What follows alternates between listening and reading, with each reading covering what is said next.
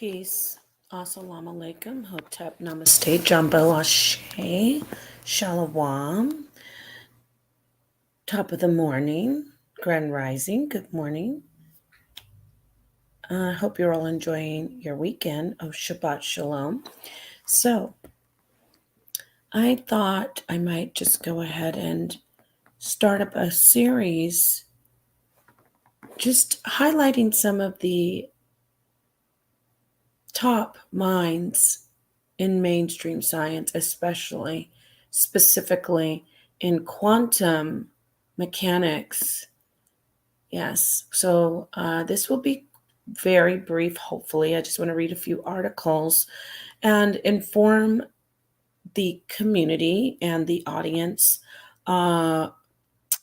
inform you on some of these scientists and the quantum theorists who have really set the groundwork for all the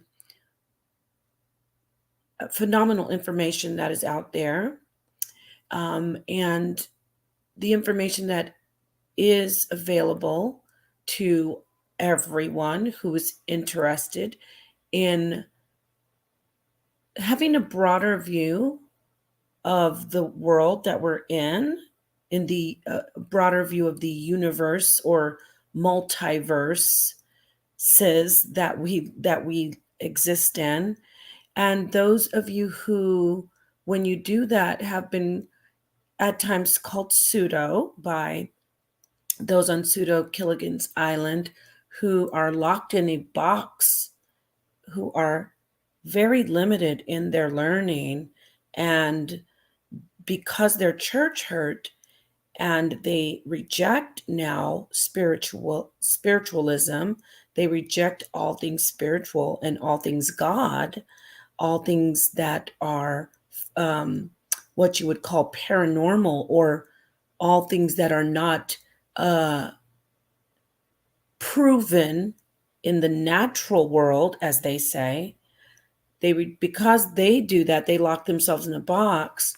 They unfortunately limit themselves as scientists, which is really ironic because they pride themselves on being the scientists of the consciousness community, when in fact it's being revealed that they are actually the opposite. They are not scientists. At best, they are what we would call information parrots. They repeat information that scientists and philosophers have brought forward. Those who have stepped outside of, or dared to step outside of the box, and thankfully so, the ones who Killigan's Island, Pseudo Killigan's Island, the castaways of Pseudo Killigan's Island, they would call scientists, philosophers, and theorists, such as Heisenberg, they would actually call Heisenberg a pseudo. Before Heisenberg actually proved his theory, or actually, I'm sorry, his hypothesis on the uncertainty principle and other quantum phenomenon that has now been established as, obviously, science, mainstream science. But what I'm saying is, before it was mainstream science, it was an idea, it was a hypothesis, it came from the mind of someone who believes, or believed, because he's now transitioned, believed in a higher power, aka God, a theist, who all theists are mocked by Pseudo Killigan's Island, formerly known as Pseudo Killers. All people who believe in a God are mocked and ridiculed and just treated with the greatest disrespect. And Pseudo Killigan's Island, also known as, or formerly known as Pseudo Killers, they have pushed for years that they only look at natural science and nothing else. They refuse to accept anything beyond that. So with that said, we're going to do this series. I'm going to start with Heisenberg, and who would, as you see, I say Heisenberg the pseudo, they would call Heisenberg the pseudo. Even though Heisenberg is the founder, one of the founders of quantum mechanics, they still would call Heisenberg pseudo. Even with his accomplishments and his strides that he has made in science, Heisenberg was a very religious, very much of a theist, and he was a Christian. And we all know that Pseudo Killigan's Island is absolutely opposed to that, and they ridicule that. And they put anyone who believes in a God in the stupid box, according to them, in the pseudo box, in the fake box, in the scam box. They say anyone who believes in a God and anyone who incorporates anything spiritual into their teachings, into their research, this is what Pseudo Killigan's Island say. They say they should not be taken seriously. They should never be respected as scientists or as teachers. This is what Pseudo Killigan's Island say. The Parrots and the Castaways of Pseudo Killigan's Island, formerly known as Pseudo Killas. So what we're going to do is we're going to highlight each one of these scientists and each one of these quantum theorists, each one of these Nobel Prize winners. These are scientists who have been awarded the Nobel Prize for their discoveries in science. Okay, because when you hear Pseudo Killas, the Pseudo Killigan's Island discussing quantum mechanics and quantum theory, please laugh. Please take out your piñata batons and beat them to a paper mache pulp. Please dismantle their whole conversation and remind them that they find everything that they cannot prove in the natural world as pseudo. And there is a lot in quantum mechanics, a lot in quantum theory that cannot be proven. Yes, in the natural world. What do I mean? Yes.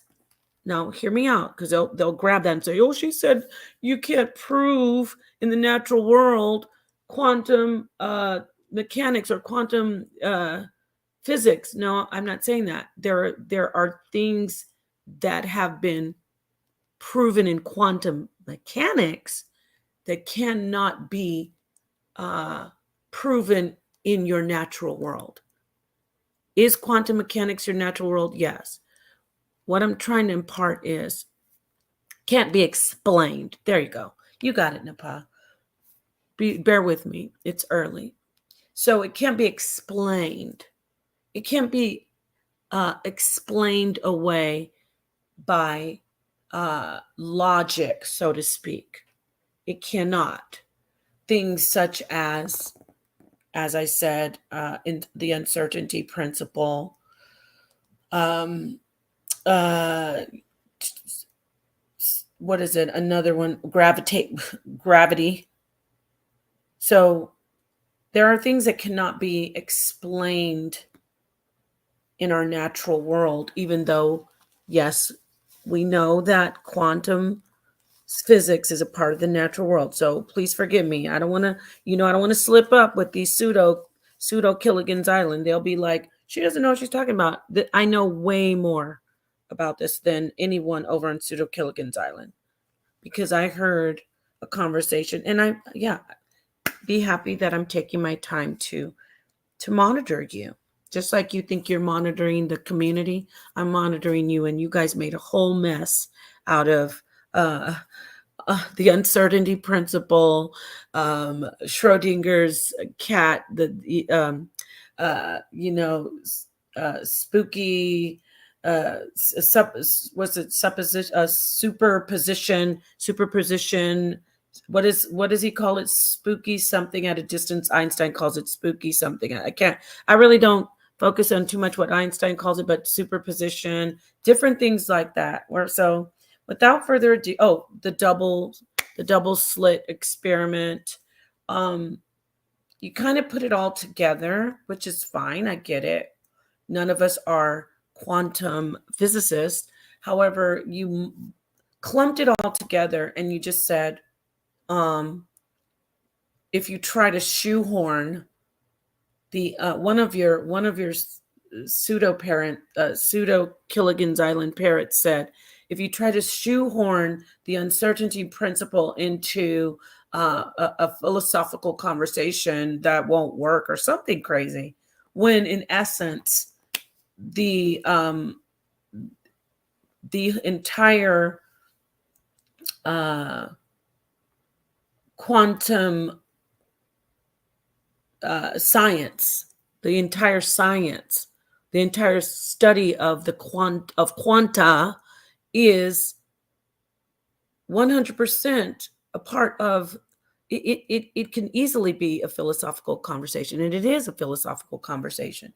Is it beyond philosophy? Yes, but remember what I said in the other video that I did addressing Pseudo Killigan's Island. Philosophy is the beginning of all science. Thought, an idea. You understand? The hypothesis is the portion that proves that philosophy is the beginning of all science, including natural philosophy. So let me just get back to the series and make it simple. And we'll just go over each one of these scientists, each one of these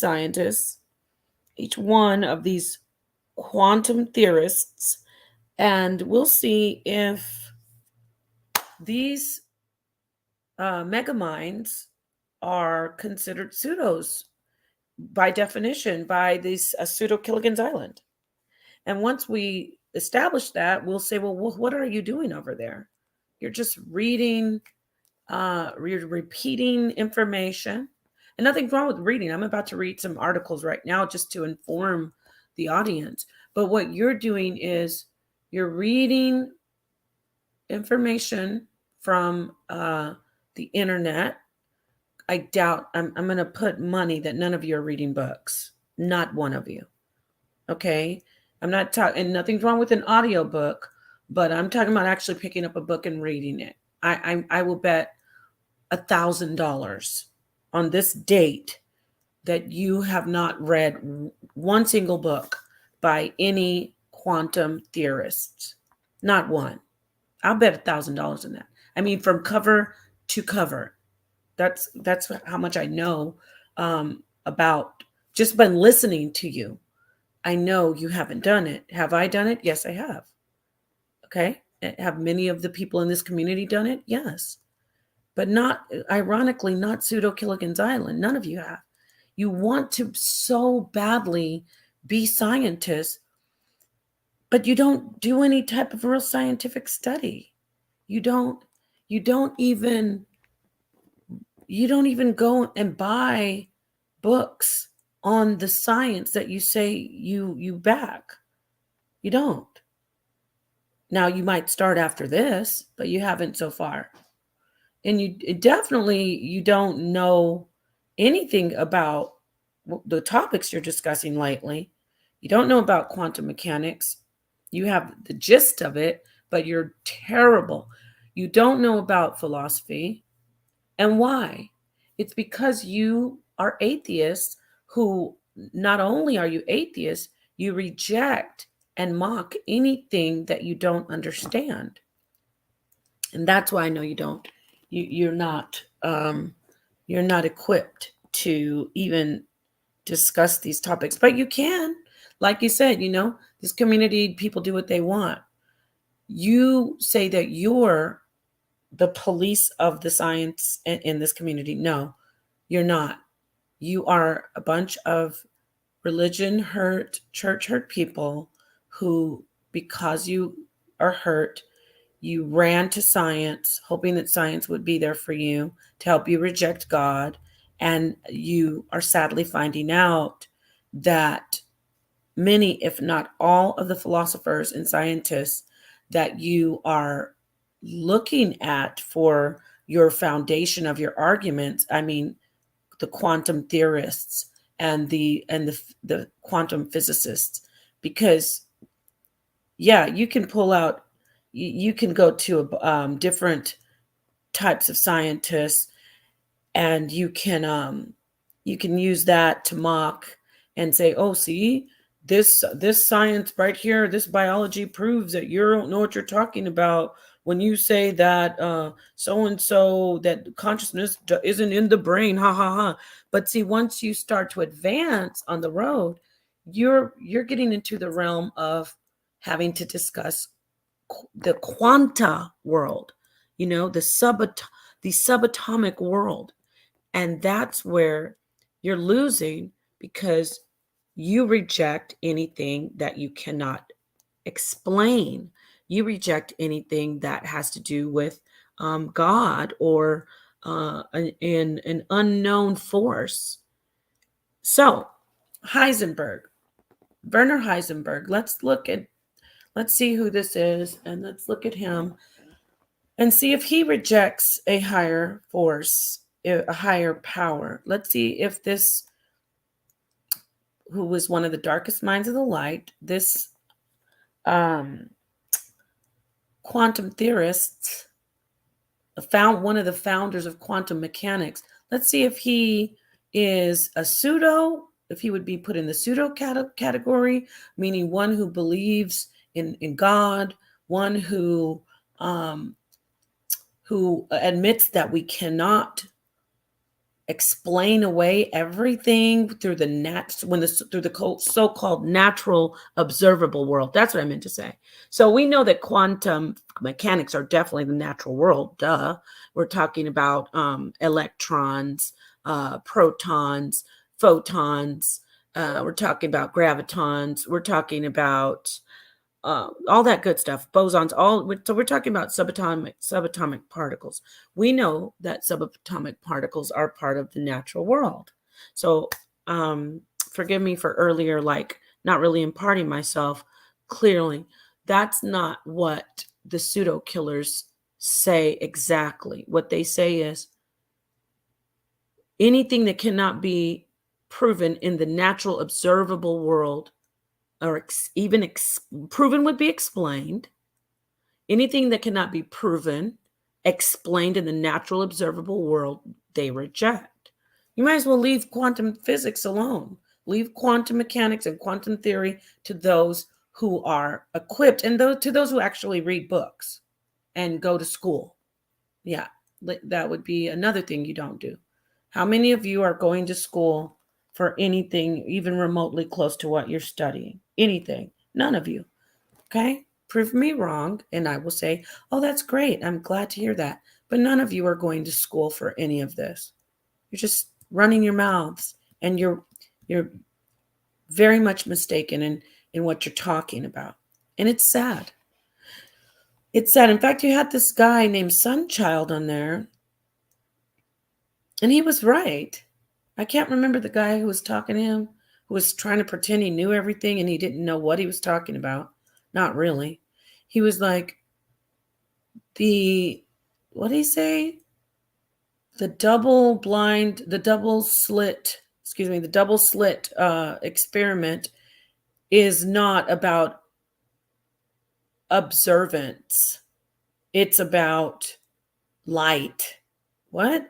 I'm kind of paraphrasing what he said. Basically, he was saying you don't need to observe so being an observer in the actual experiment does not change the outcome of the experiment. He said an observer doesn't mean actually viewing it. We're not saying it, basically observer means measuring, the one who measures. Okay. And you would have to observe to measure. But see, if you knew what you were talking about, you wouldn't say that. Just like I told your professor, Cedric, when he pretended he knew what spontaneous combustion was, there were key things that he said that I knew he didn't know what he was talking about.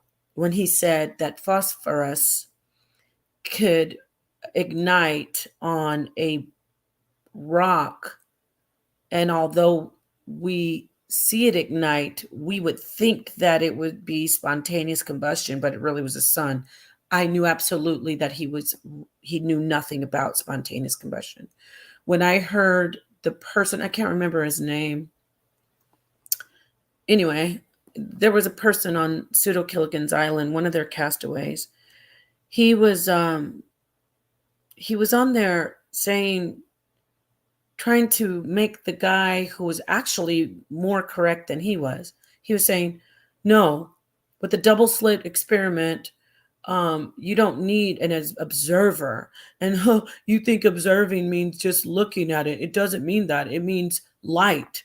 Like when there's light on something, that is what it means. What? The experiment is done with photons, but it's also done with electrons. I'm so compelled to play it just to let you hear how ignorant he sounded. But whatever. I'm not. I don't want to do that. Let me just say that he was so wrong. And it was sad. That's why I know you're not doing the studies. You're just cramming. And again, like I said, nothing's wrong with cramming.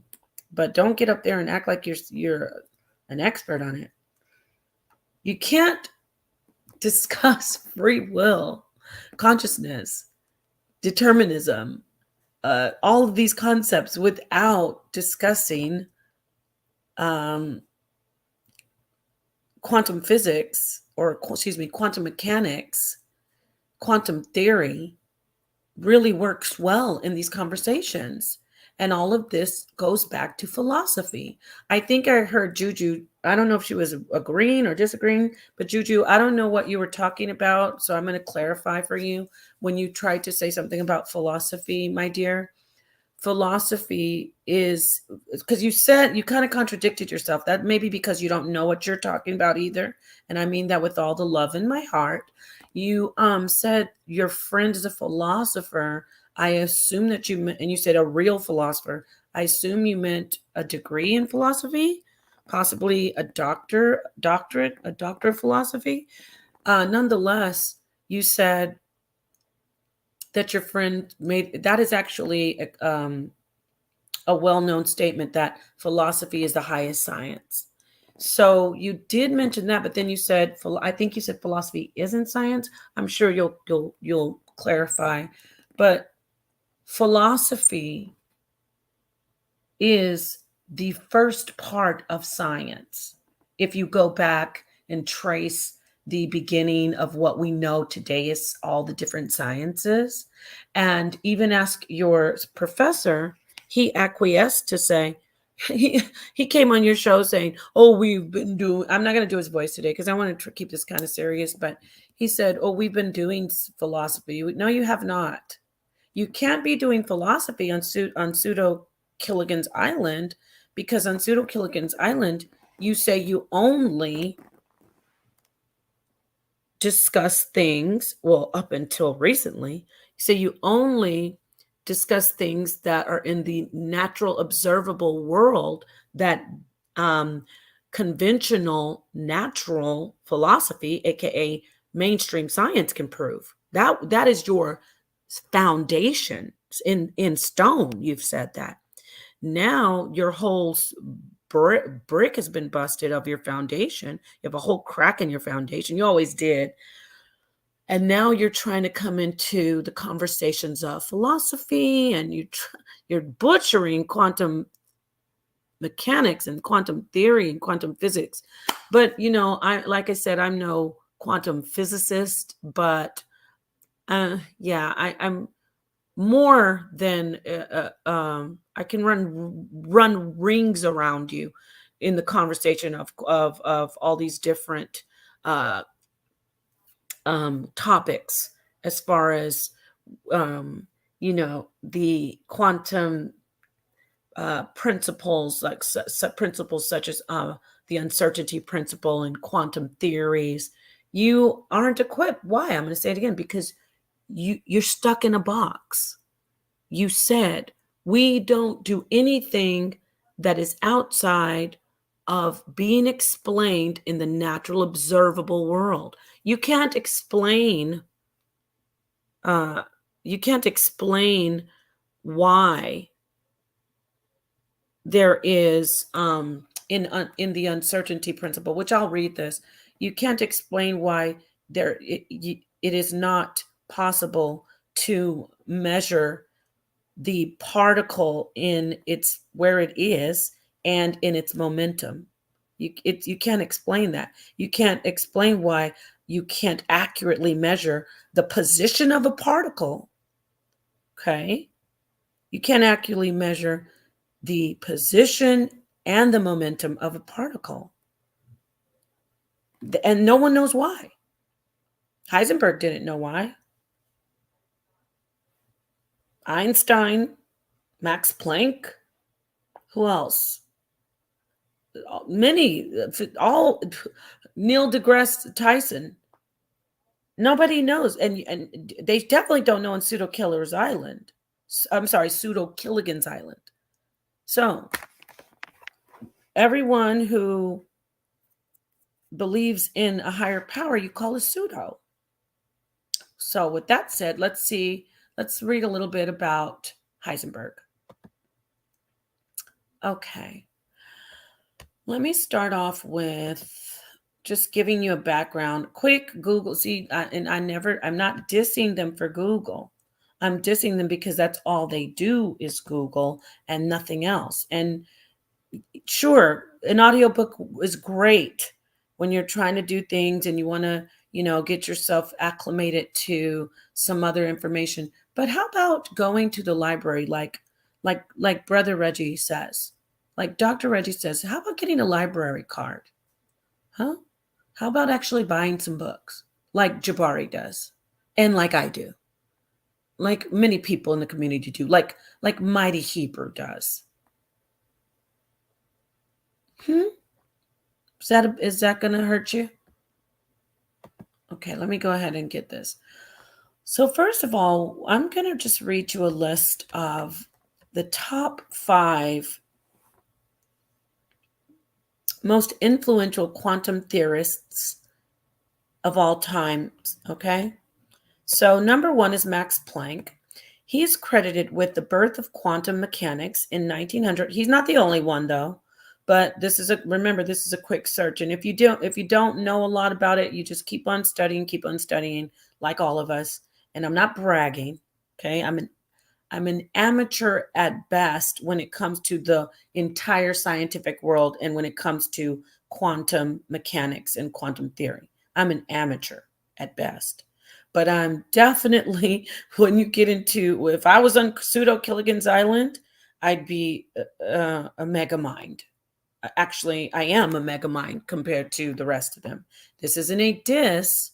This is fact, because I can listen to you. The one that might give me a good conversation, not a run for my money, the one who would give me a good conversation until he caps out to where he doesn't even believe in God and only believes in things that he can prove in the observable natural world. The only one who can do that is your professor. The rest of you, no, I'm sorry. So Max Planck is number 1. He proposed the idea of quanta, hence quanta is singular, quantum is plural. Which are discrete pockets of energy emitted by light. He also set the value of the Planck constant, which is central in quantum mechanics. So I want to clarify too, when you see how it says quanta, which are discrete pockets of energy emitted by light, you can also if you get, this is just a quick a description of who Max Planck is. But when you look at the subatomic world, so to speak, which is still the natural world, yes, but a lot of it cannot, a lot of the way it functions cannot be explained by what Pseudo Killigan's Island pseudo killers say, observable world. Oh, and don't just take my word for it. Real quickly. Let me hold that thought. Let me see, where am I? I don't want to lose my space. Let me see here. I want to read something to you quickly. I was going to say, so yes, it relates. Oh wait, well, hold on. Quantum mechanics and quantum physics relate to the subatomic world, like protons, photons, electrons. Okay. I want to read something to you. Let's see here. What is the unified? Okay, let me get that. All right. So let's read this too. I'm kind of jumping around, but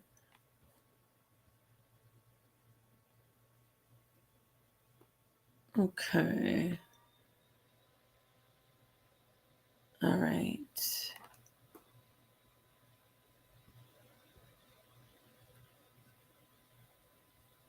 Okay, what is the unified? And you guys can listen up and get your notebooks and notepads too. It's all love to the Pseudo Killigan's Island, the castaways there. I just want to read this to you. So I'm going to prove to you that Pseudo Killas, formerly known as Pseudo Killas, the Pseudo Killigan Island castaways, they are hypocrites because they say we only go by what we can prove in the natural observable world with natural observable science. And no, that's, if we can't prove it in the observable world, then we reject it, right? Well, hold on, let me read this for you.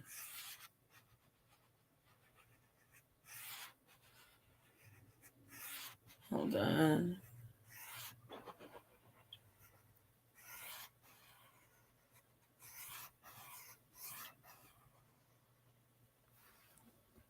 Okay, I just want to get the right one. I'm just Googling this to get at least a legitimate source. I think this will be good here. What is this?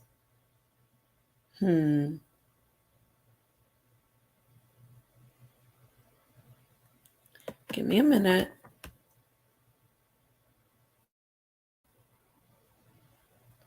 Okay. General relativity versus some. Let's see here. All right. Okay. All righty. Here it is. I didn't want to use Google Wikipedia, but let me just read this so you'll get. I'm just trying to give you an idea anyway. I was going to do like something real basic that doesn't sound too complicated with the scientific jargon or language. And then I thought, okay, let me do Britannica, but let me just do good old Bing. And because it references all of it, it has all the different references. So it references Wikipedia, an article in The Guardian, tagvault.org, and physics.stackexchange, which is really pretty interesting forum. Okay, let me read this to you. What is the unified theory? The unified theory is a type of field theory that aims to unify all fundamental forces and elementary particles into a single framework. It was first coined by Albert Einstein, who attempted to unify his general theory of relativity with electromagnetism. The goal of a unified field theory has led to a great deal of progress for future theoretical physics And progress continues. Progress, that's putting it very, very lightly. That may be a bit misleading because as of today, it has not been possible to join uh, the Einstein's his theory, Einstein's general relativity theory, right? And quantum mechanics, basically. Okay. They can't do it. Why? Because Pseudo Killas, aka Pseudo Killigan's Island, they're the ones saying, we just want this, we want to see whatever can be proven in this world in natural science and observed and explained. That's what we want. Okay, then y'all can stay right there in that area, in that little tiny cubby, which is a really, actually, when I say tiny, it's tiny in the scheme of infinite idea, but it's not too tiny. So you stay right there and enjoy your life. And then the rest of us will try to figure out what's going on with quantum mechanics and see if the two can come together, general relativity and quantum mechanics.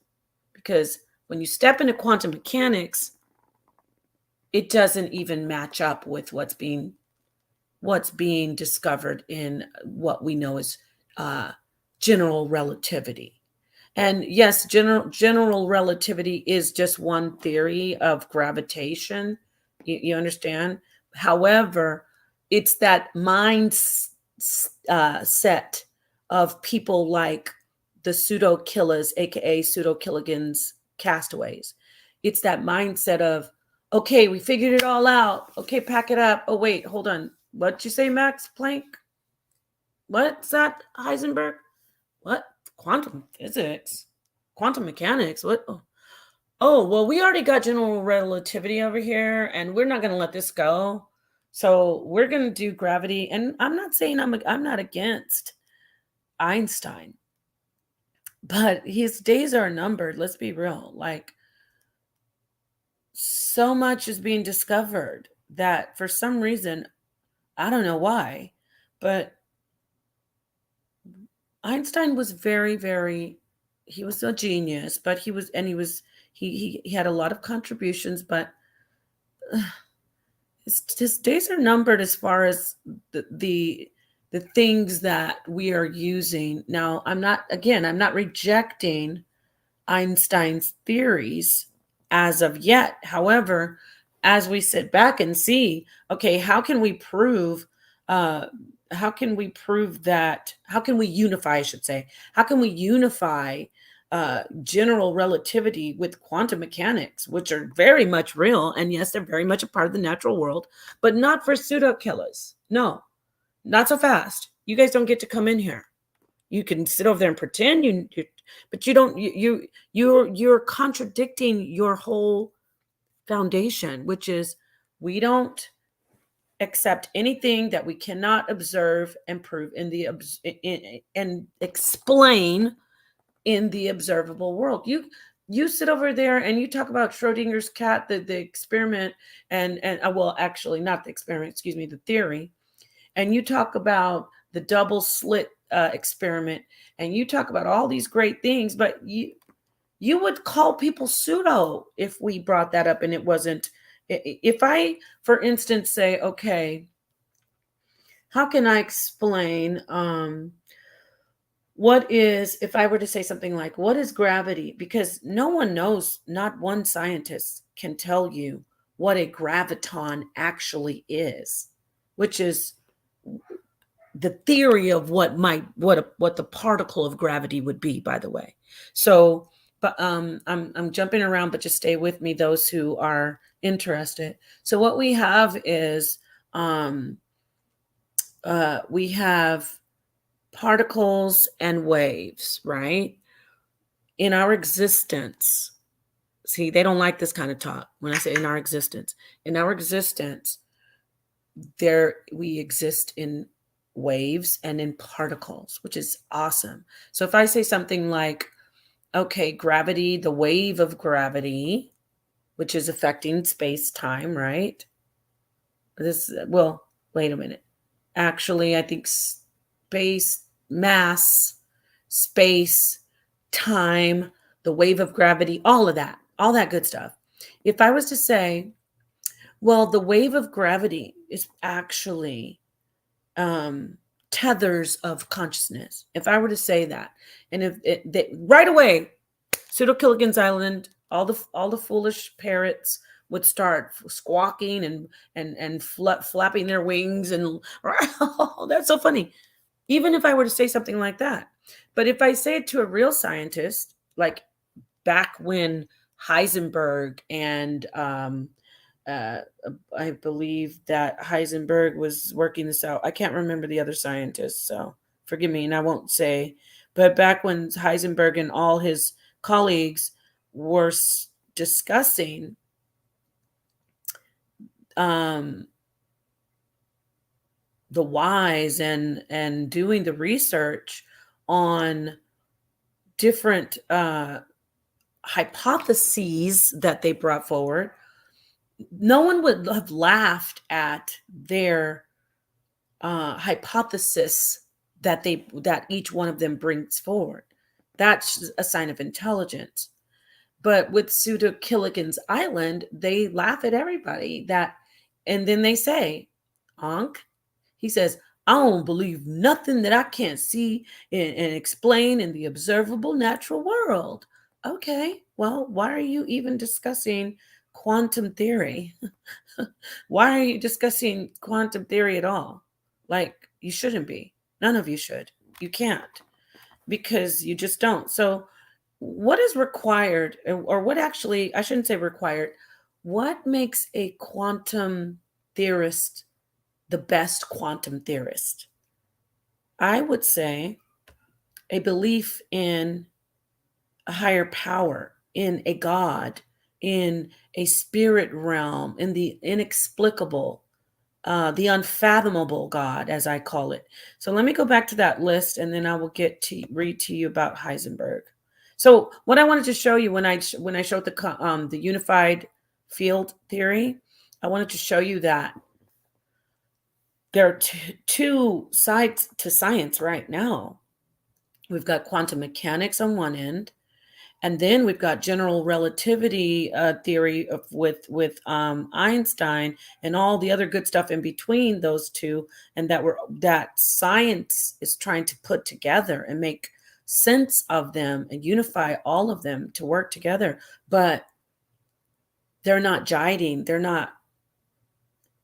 Something's missing in the puzzle. And what is missing is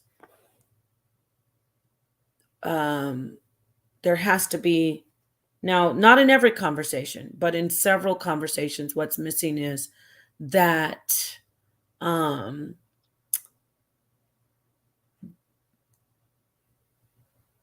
that they have taken away philosophy. That's what I'm trying to say. Philosophy has been removed. They can't. Now you might say, well, what, I thought that you said science, there's always this, I gotcha, haha. No, philosophy is the beginning of science, but as we've been examining different aspects of our natural world, and as we tried to move away from God and religion, we disabled ourselves. We put ourselves in a handicap where we say we don't want to sound too much like we're going into something about God. But isn't it interesting that almost every one of the quantum physicists and these mathematicians, or I should say, these polymaths,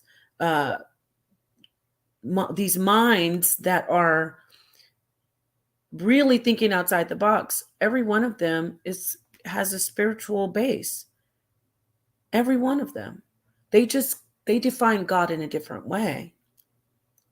So there's hope for you, Pseudo Killas on Pseudo Killigan's Island. I know your church hurt because I don't know who woke you up and you weren't allowed to watch cartoons or whatever. I don't know. In the morning you had to go straight to church, and you're still upset about that.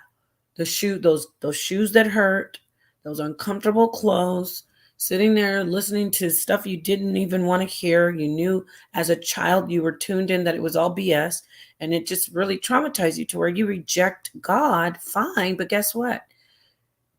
You threw the baby out with the bathwater. So I said a lot. Let me go ahead and give you some information on. Oh, I want to finish the list so you'll know who and I'm going to do a series. I got to make sure I do a series on who the Pseudo Killas on Pseudo Killigan's Island, these scientists that they would call pseudos. So we have Max Planck, Albert Einstein. He is the best known for his theory of relativity. He's made significant contributions to quantum mechanics. Okay, Werner Heisenberg. He is best known for his uncertainty principle, which states that the more precisely the position of a particle is known, the less precisely the momentum can be known. So vice versa. So he says, like, this is something that's not logical for the pseudo killers. They'd be like, that's crazy. I ain't accepting that if it was brought forward to them. But basically, you will never know the precise measurements of both momentum and position of a particle, which is phenomenal. That doesn't make any sense. How do you explain that away in the observable world? You can't observe the explanation, basically. You can't explain why. But if you are a philosopher and you lean on the metaphysical, if you're a philosopher and you lean on what is spiritual, that is your foundation, then it works just fine for you. And you become a mastermind and you make great strides in science. So there's Heisenberg. He's number 3. We have Erwin Schrodinger's. He is best known for his wave equation, which describes how the wave function of a physical system changes over time. And Richard Feynman, or that could be Feynman, I'm not sure. He's best known for his work on quantum electrodynamics. See, I can be honest, I'm not quite familiar with Feynman's work. I'll have to look into him. Okay, now I do want to, so I got that out of the way. So we know Werner Heisenberg is very, very much one of the most influential quantum theorists of in the science world, right? So there was something else I wanted to look into. Oh, yes, there you go. There it is. Also known as superposition states. Let me see. I forgot I always forget it. Because I want to correct what I said earlier. I don't want it to be sloppy. Oh God, quantum entanglement. I'm tired. Because of course I've spoken on it before. I'm so tired right now. But anyway, quantum entanglement is a phenomenon in which two particles can be connected in such a way that a state of one particle is dependent on the state of another. You notice the similarities in quantum entanglement, similarities in oh my gosh, I'm so tired. Let me get it. Hold on.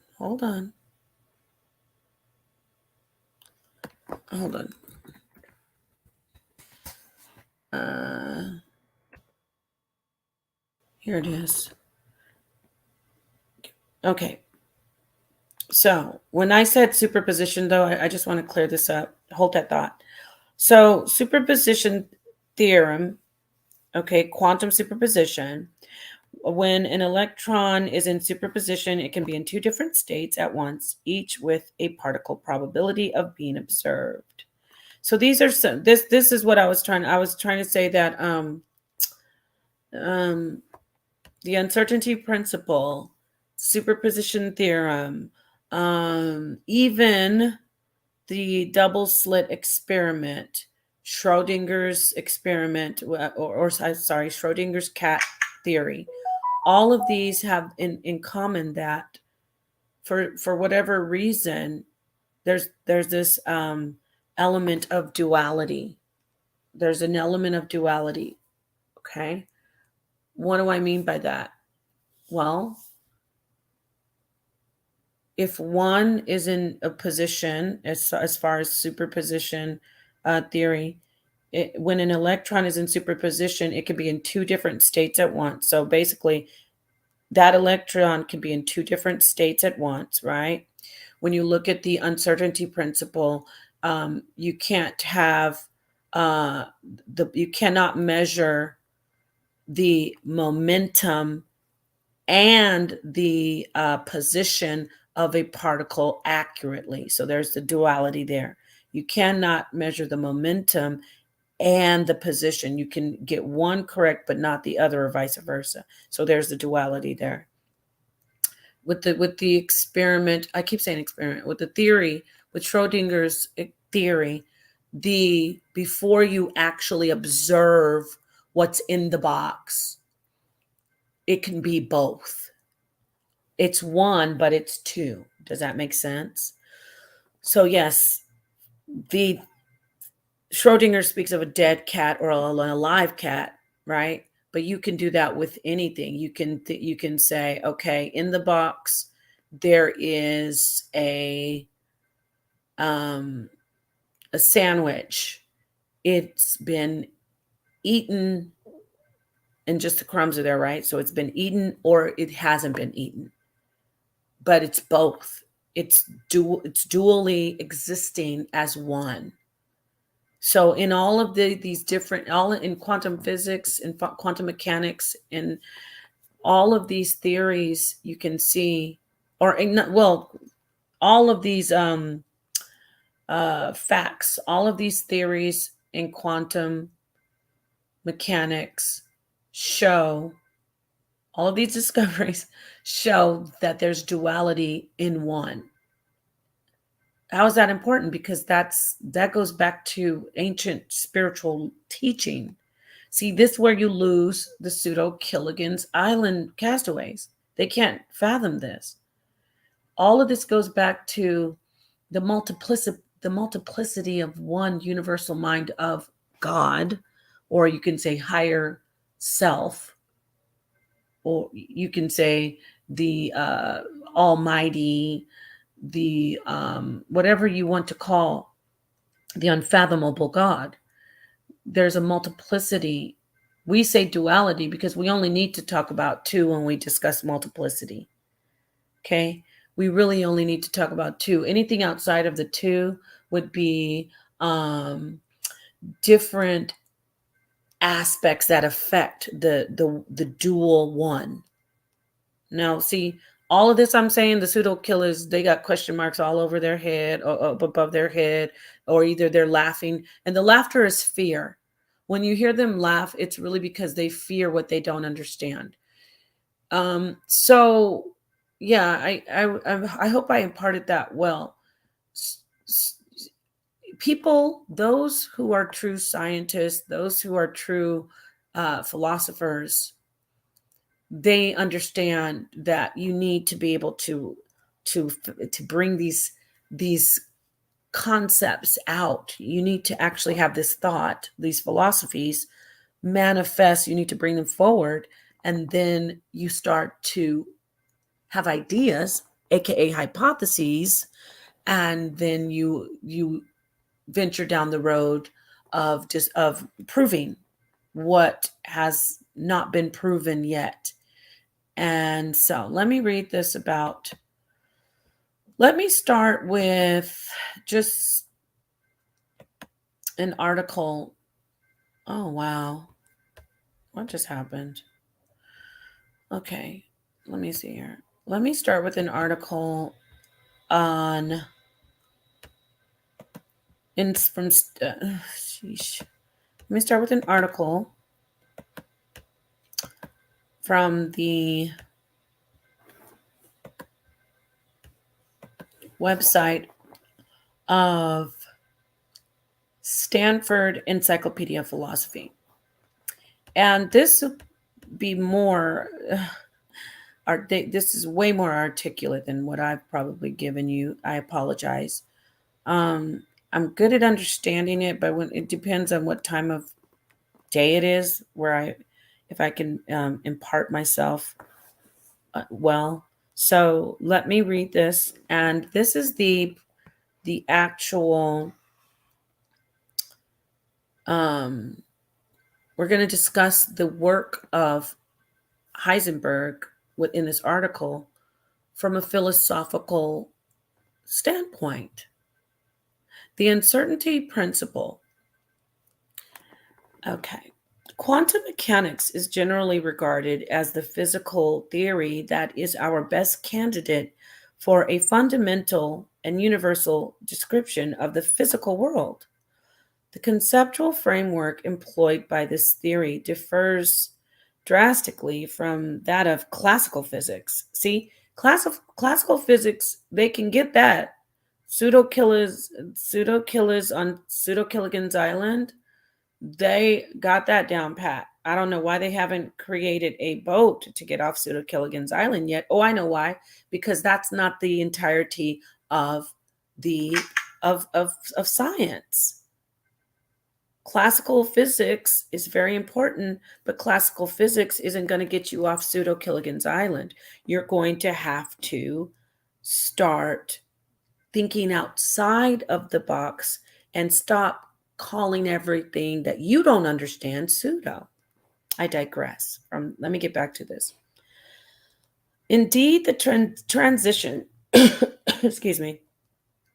Indeed, the transition from classical to quantum physics marks a genuine revolution in our understanding of the physical world. One striking aspect of the difference between classical and quantum physics is that whereas classical mechanics presupposes that exact simultaneous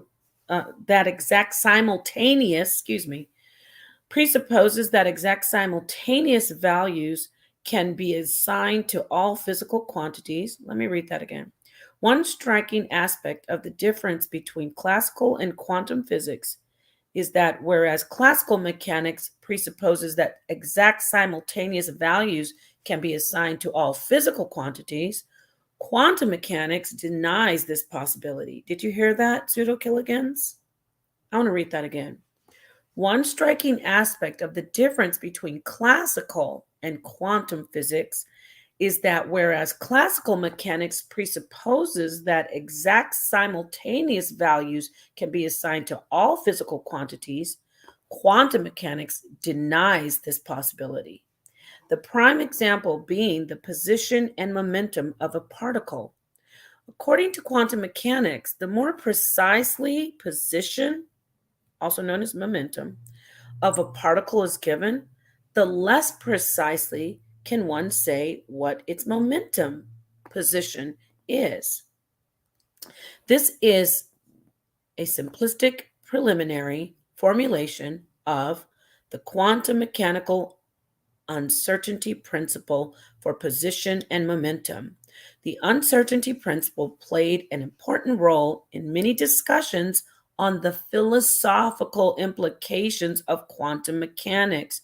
Let me say that again. The uncertainty principle played an important role in many discussions on the philosophical implications of quantum mechanics, in particular in discussions on the consistency of the so-called Copenhagen interpretation, the interpretation endorsed by founding fathers Heisenberg and Bohr. There it is. I can remember Bohr, who actually had a decade-long debate. Now I remember with Einstein about, I think about wave and particle, the discussion of wave and particle. I think that was what it was. Don't quote me on that, but I do know that Einstein received his Nobel Prize for his research, not actually not general relativity. It actually is about wave and particle. Basically, particles can also exist as waves in a nutshell. So that's pretty interesting if you want to do some research on that. But so I do appreciate that part of Einstein's work. He has some good contributions, but just for me, when I look at all the different information that has been brought forth, it's not that Einstein isn't exactly one of my favorite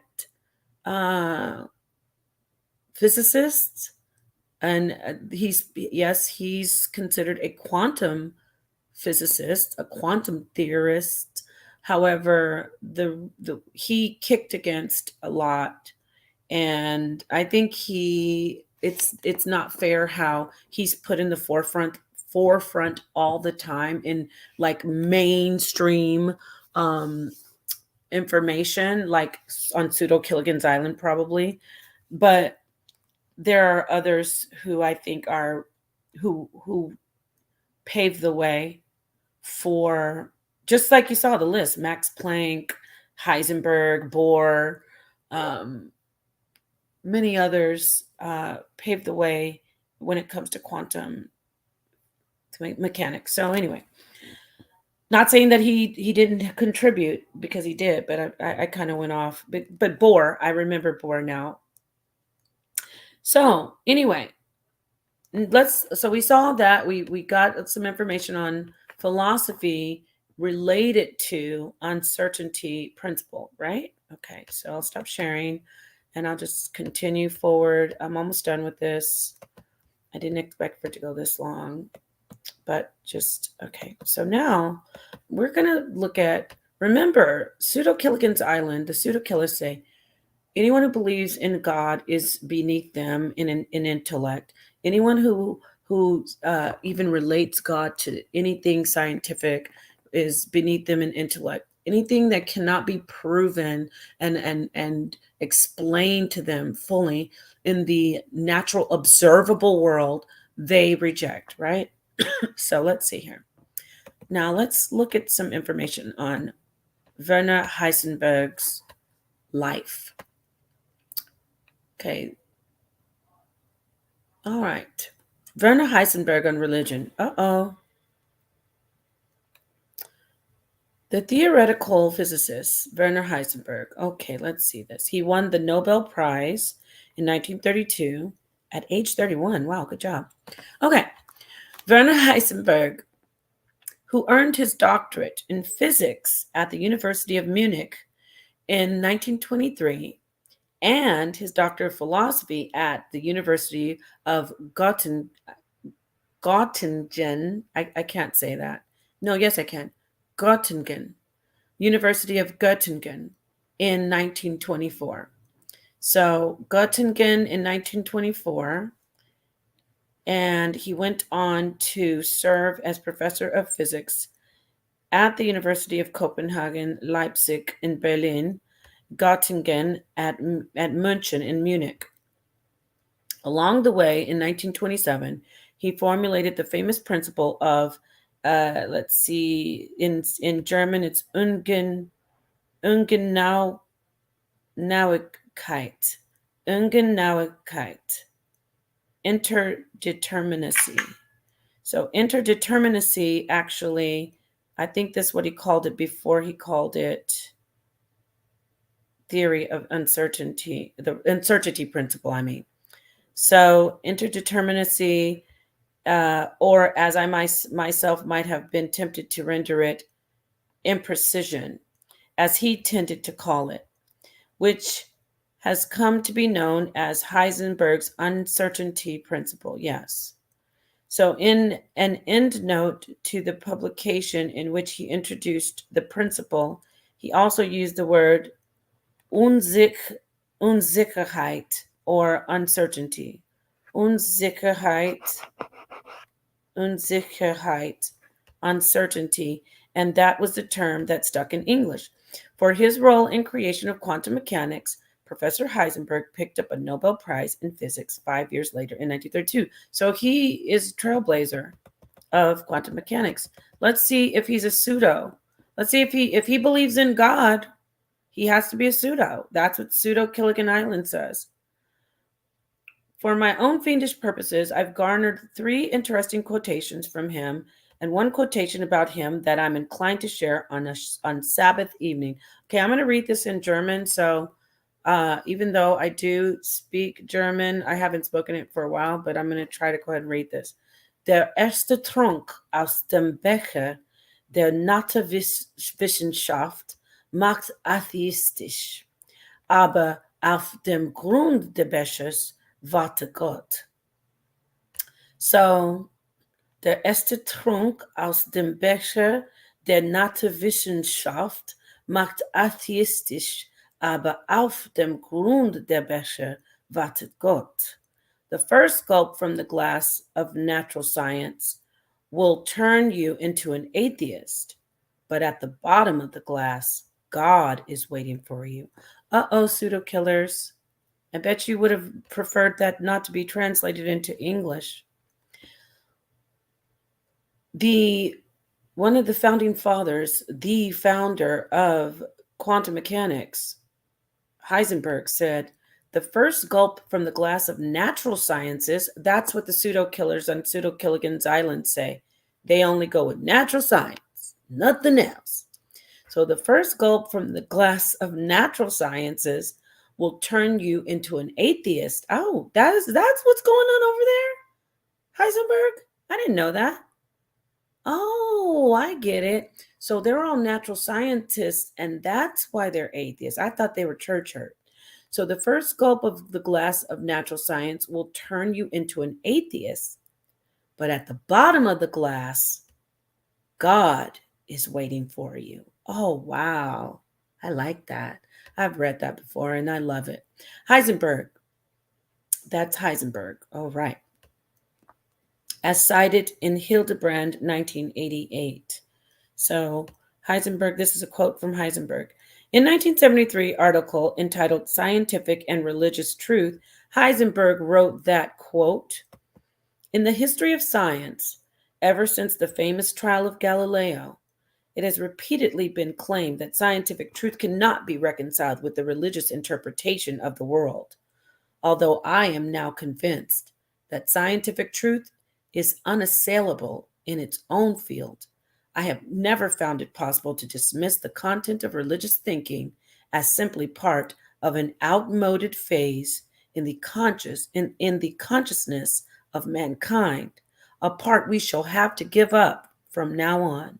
See, he said, you're not my Jesus. He said, I'm not giving it up, basically. He's not giving up religion just because he's a genius in science. Thus, in the course of my life, I have repeatedly been compelled to ponder on the relationship of these 2 regions of thought, for I have never been able to doubt the reality of that to which they point. Heisenberg, 1974. So I guess he's a pseudo, officially.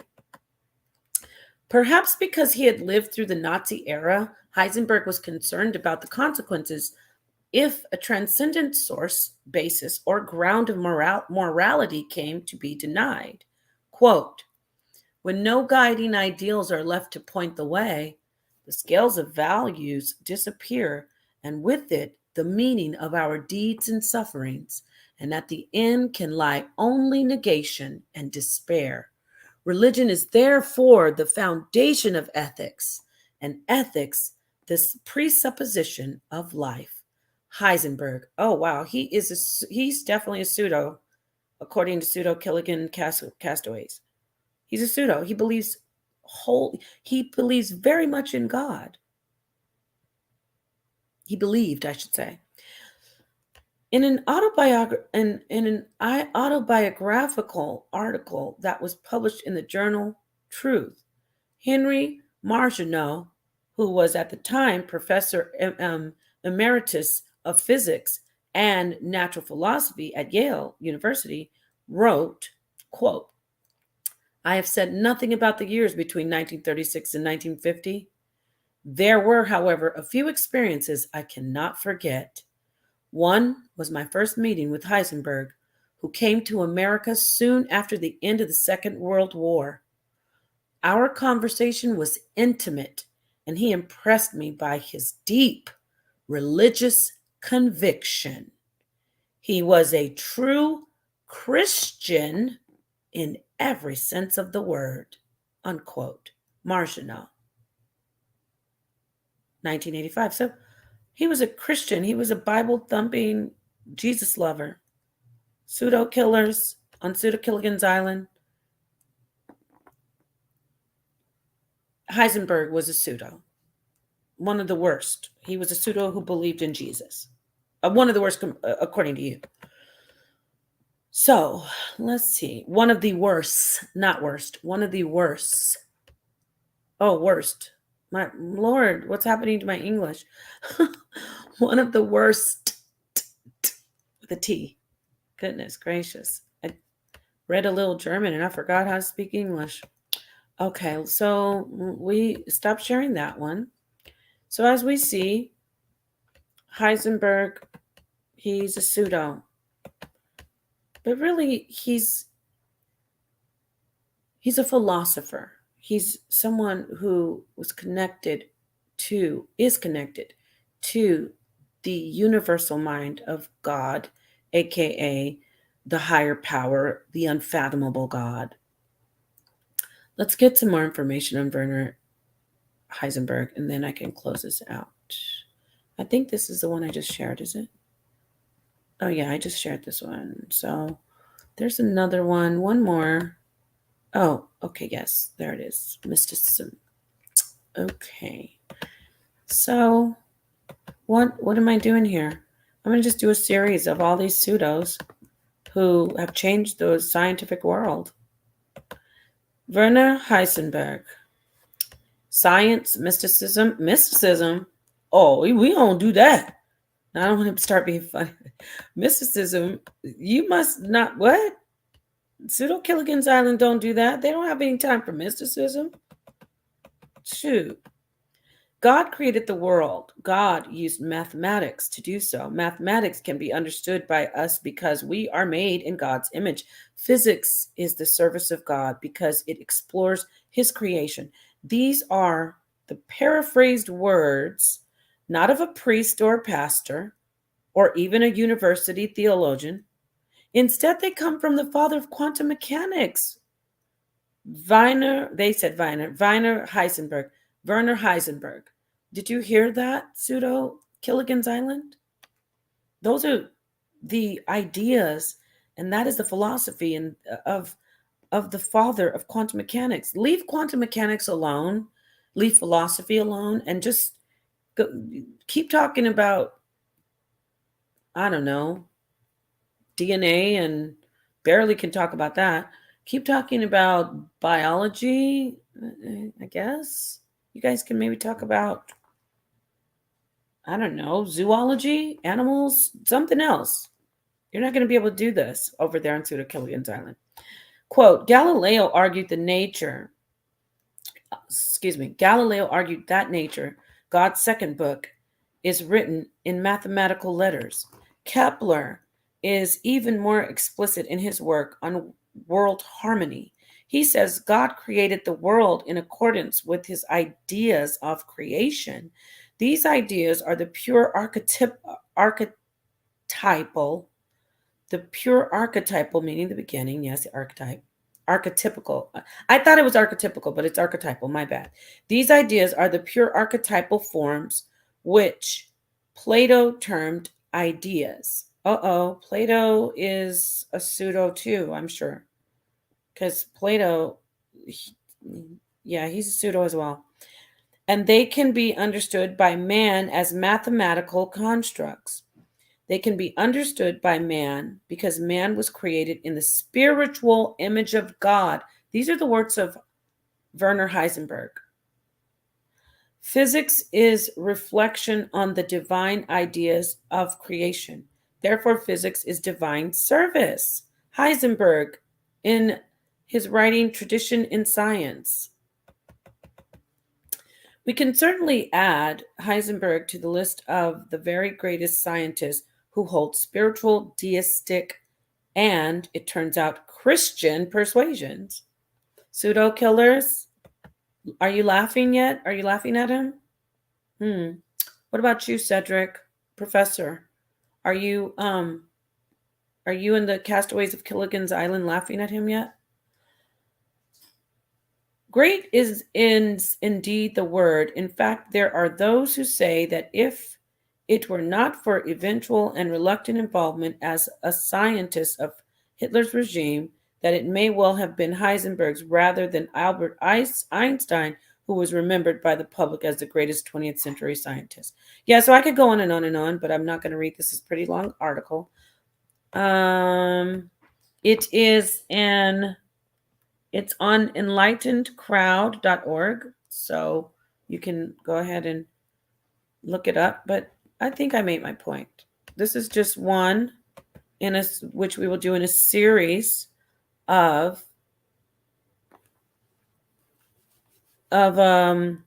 pseudos, also known as the best scientists of all time. So Heisenberg, the uncertainty principle, one of the fathers of quantum mechanics. Pseudo Killigan's Island, leave quantum mechanics alone. You don't know what you're talking about.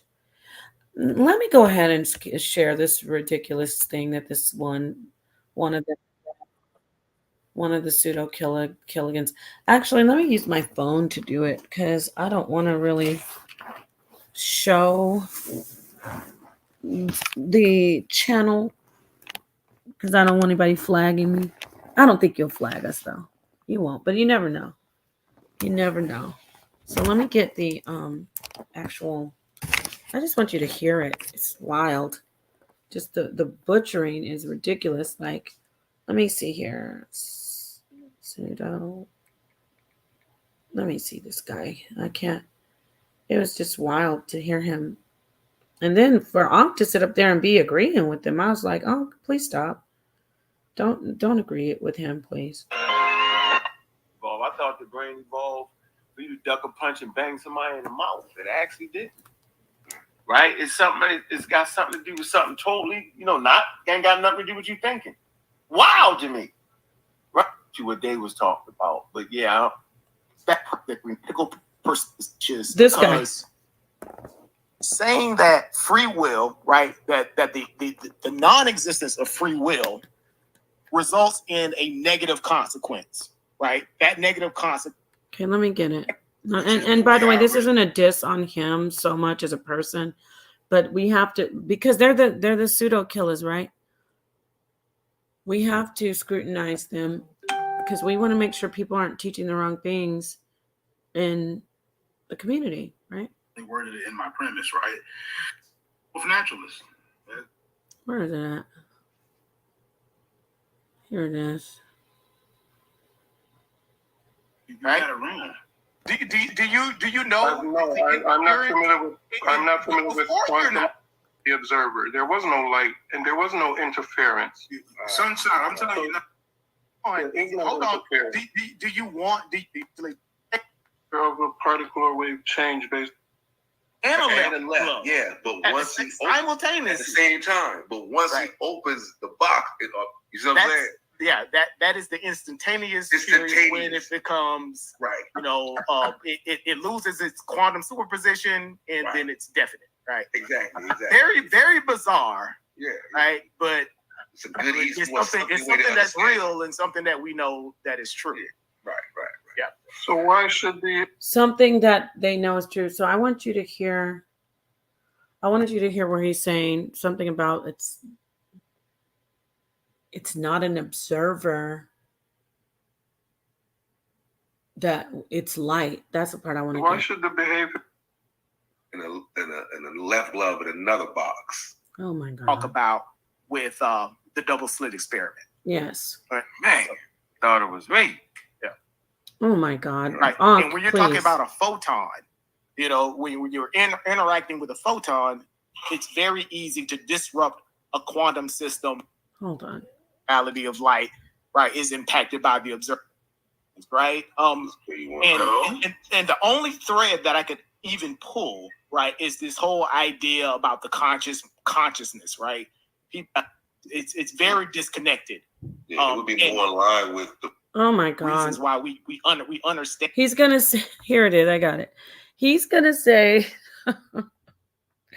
he's gonna say that a philosophical conversation is very disconnected from. I think he don't quote me. You'll hear him.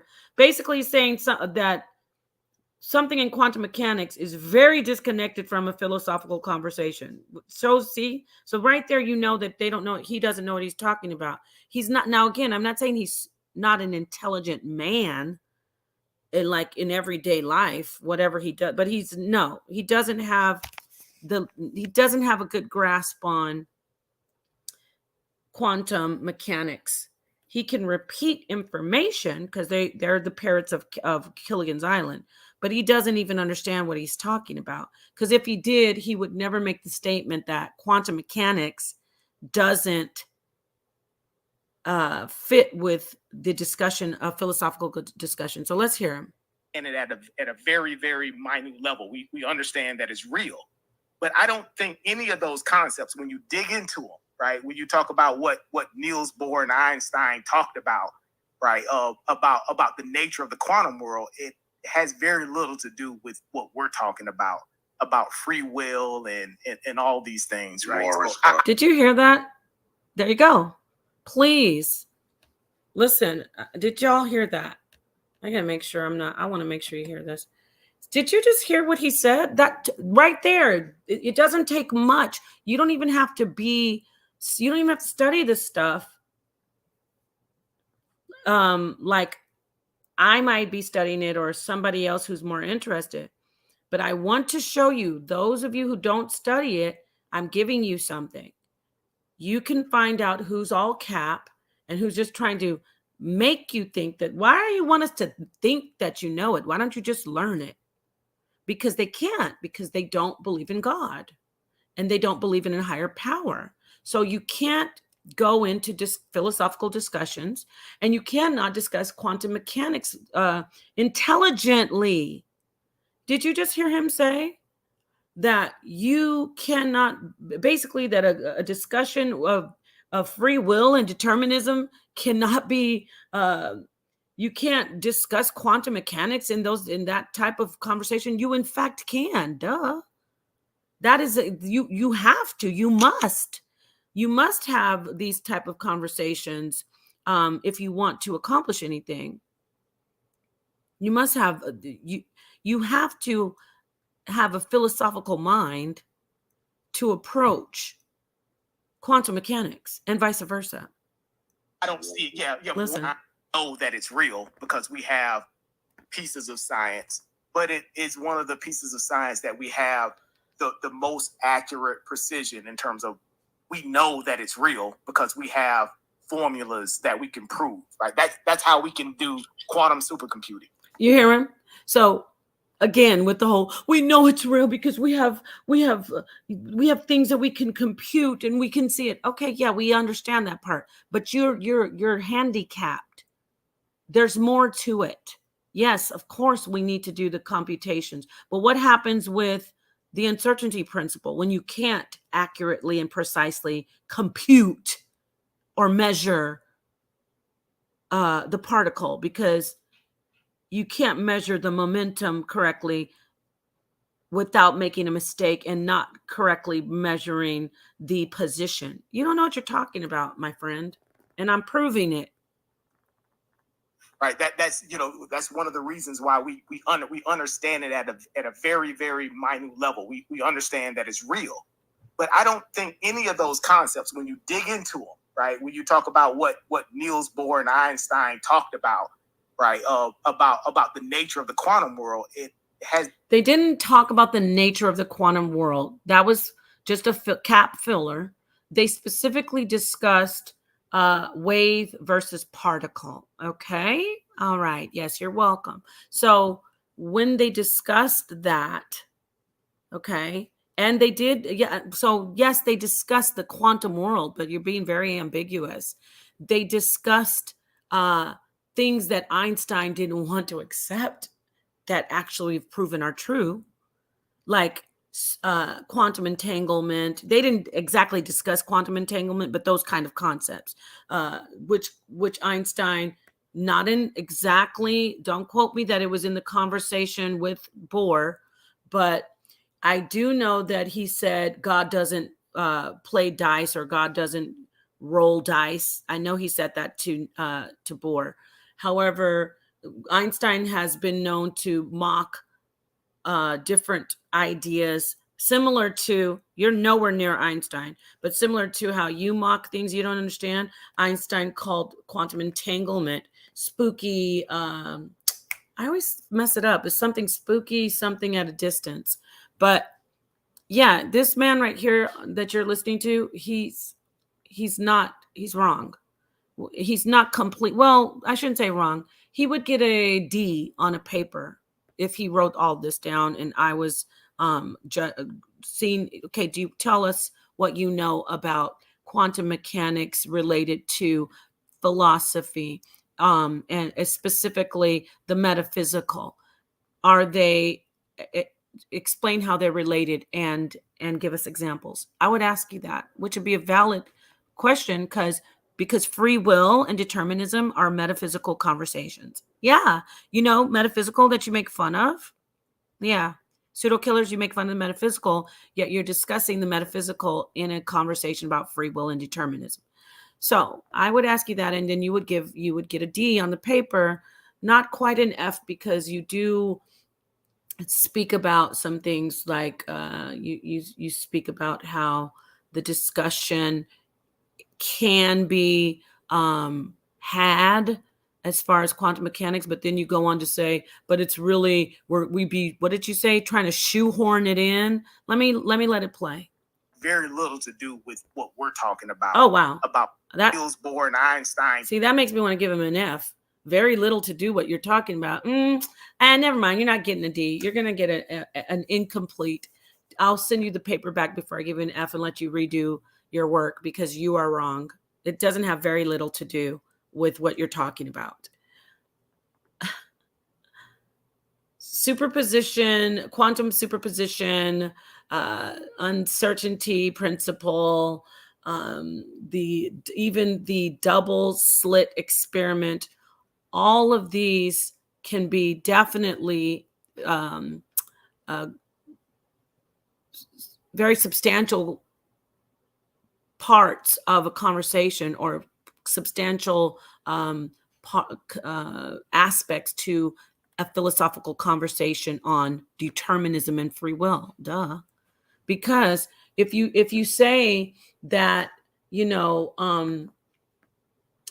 one exists, one cannot be in a certain state unless another is in a certain state, you could use that in either argument or in either discussion. Talked about, right? About the nature of the quantum world. It has very little to do with what we're talking about free will and all these things, right? So I don't see it. Yeah, moral responsibility. Right. It's very disconnected. Yeah, it would be more. This is because they don't believe in God. What are you talking about? It's not disconnected. And Heisenberg says it's not. So does, let me look at this. Let me read this article again from the Stanford Encyclopedia of Philosophy. The Stanford Encyclopedia of Philosophy, let me share it again. Don't listen to these people over there. We're proving that they're not equipped to have these conversations. Listen to them if they're going to talk about, I don't know, how a wound heals. Go back to talking about vaccines, y'all. That's you were okay, kind of, not even that, but go back to talking about vaccines, please. Okay, according to Stanford University, Stanford Encyclopedia of Philosophy, the uncertainty principle, let's see here, is this, are they wrong? this particular principle plays an important role in many discussions on the philosophical implications of quantum mechanics. Oh, wow. I thought they said that it has no place in their conversation, their philosophical conversation. In particular, in discussions on the consistency of the so-called Copenhagen interpretation, the interpretation endorsed by the following Father Heisenberg and Bohr. You know what? I also want to get something else. I want to get something else for you. So he's wrong. Let's see here. I'm going to put in the uncertainty principle and philosophy. Okay, just a quick Google, right? The Heisenberg uncertainty principle suggests that the greater the precision with which the position of a particle is known, the less accurately we can know its speed, and vice versa. Uncertainty is a philosophical concept that can be approached from an Aristotelian,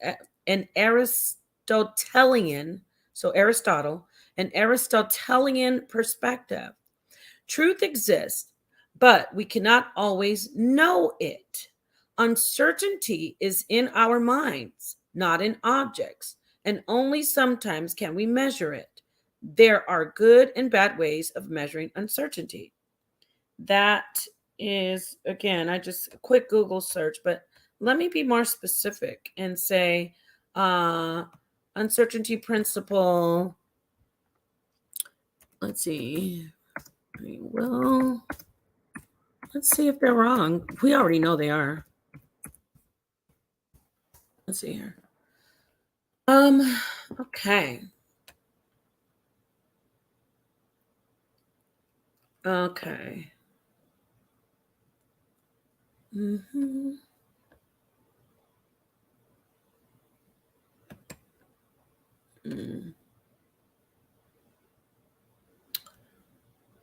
Okie dokie.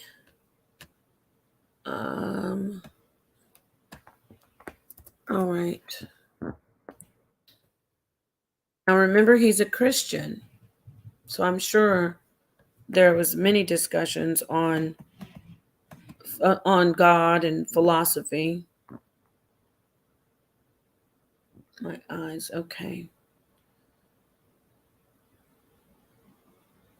Oh, I love the topic of, I don't want to say it right now, but quantum limits, how uncertainty shapes reality. I wonder if that could be translated into free will, our reality. What do you guys think? What do you think? Determinism and free will, can that translate into your reality? I don't know. Let's see. Let's read this article.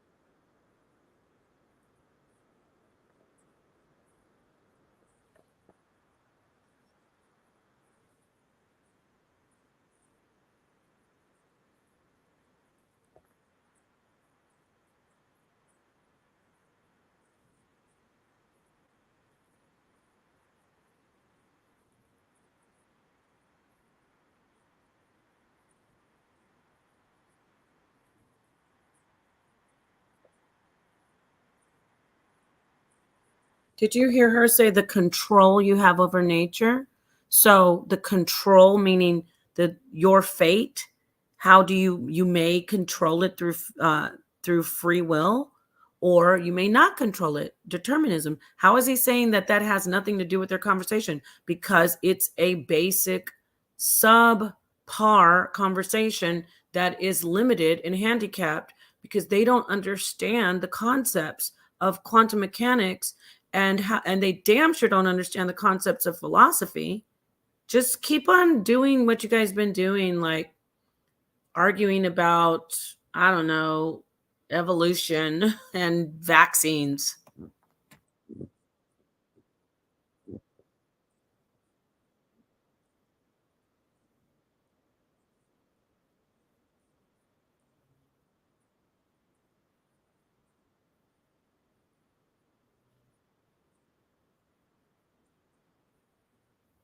Sounds like that could be a very, very useful in a conversation about free will and determinism. But again, we're dealing with the parrots and the castaways of Pseudo Killigan's Island. With the brain. What? How does it? The hell is he talking about? And all these things, right? Moral So I don't see it. Yeah, moral responsibility. Right. It's very disconnected. Yeah, it would be more in line with the brain. How does it align with your brain as a predictive model? Huh? Yeah, those things, right? It'd be more in line with the brain, because I know I can touch the brain and we can read about the brain. Right, guys? Like, even they were quiet, like, what? What? You're having a philosophical conversation, a metaphysical conversation, to be exact. And then you're saying you really don't need to discuss quantum physics. Oh, because you're not on that level then, I guess. How are you disconnecting them? Let's listen to some more of this sadness. The only thread that I could even pull, right, is this whole idea about the consciousness, right? That's because you don't know what you're talking about over there. Because we just heard some information about the uncertainty principle, how it can be applied to philosophical conversations, right? Duh, I could already tell you that right there. If there's an uncertainty principle, they can't, because they're God hurt. Well, Heisenberg says that the first gulp was their natural science made them atheists. Okay, whatever. But they haven't gotten to the bottom of the glass. In fact, they don't even want to keep drinking. They just want to keep on. They just want to hold that. They haven't even taken the gulp. They put the liquid in their mouth and they're just holding on to it in their mouth. They're gargling. Oh. People, I think there's a lot of confusion when we talk about, the observer effect, right? Which is a horrible name. I know. Excuse you? So now he's upset that it's called the observer. I mean, all of quantum mechanics, all of the scientists, they are calling it the observer effect. How is it horrible? Because you said so?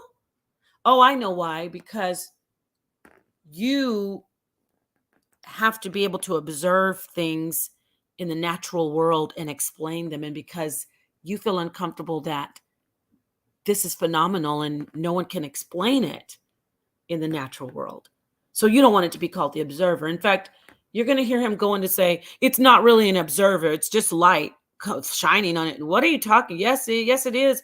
It is. It's discussing an observer, meaning it's discussing whoever is the measurer, whoever's taking the measurement would be the observer, whether it's a machine, whether it's a clicker that takes a tally of what's going on. That's what they mean by observer, or a person. Yes, it could be, because ultimately it is a person who's doing the experiment and you can't explain it away. So you said it's a horrible what?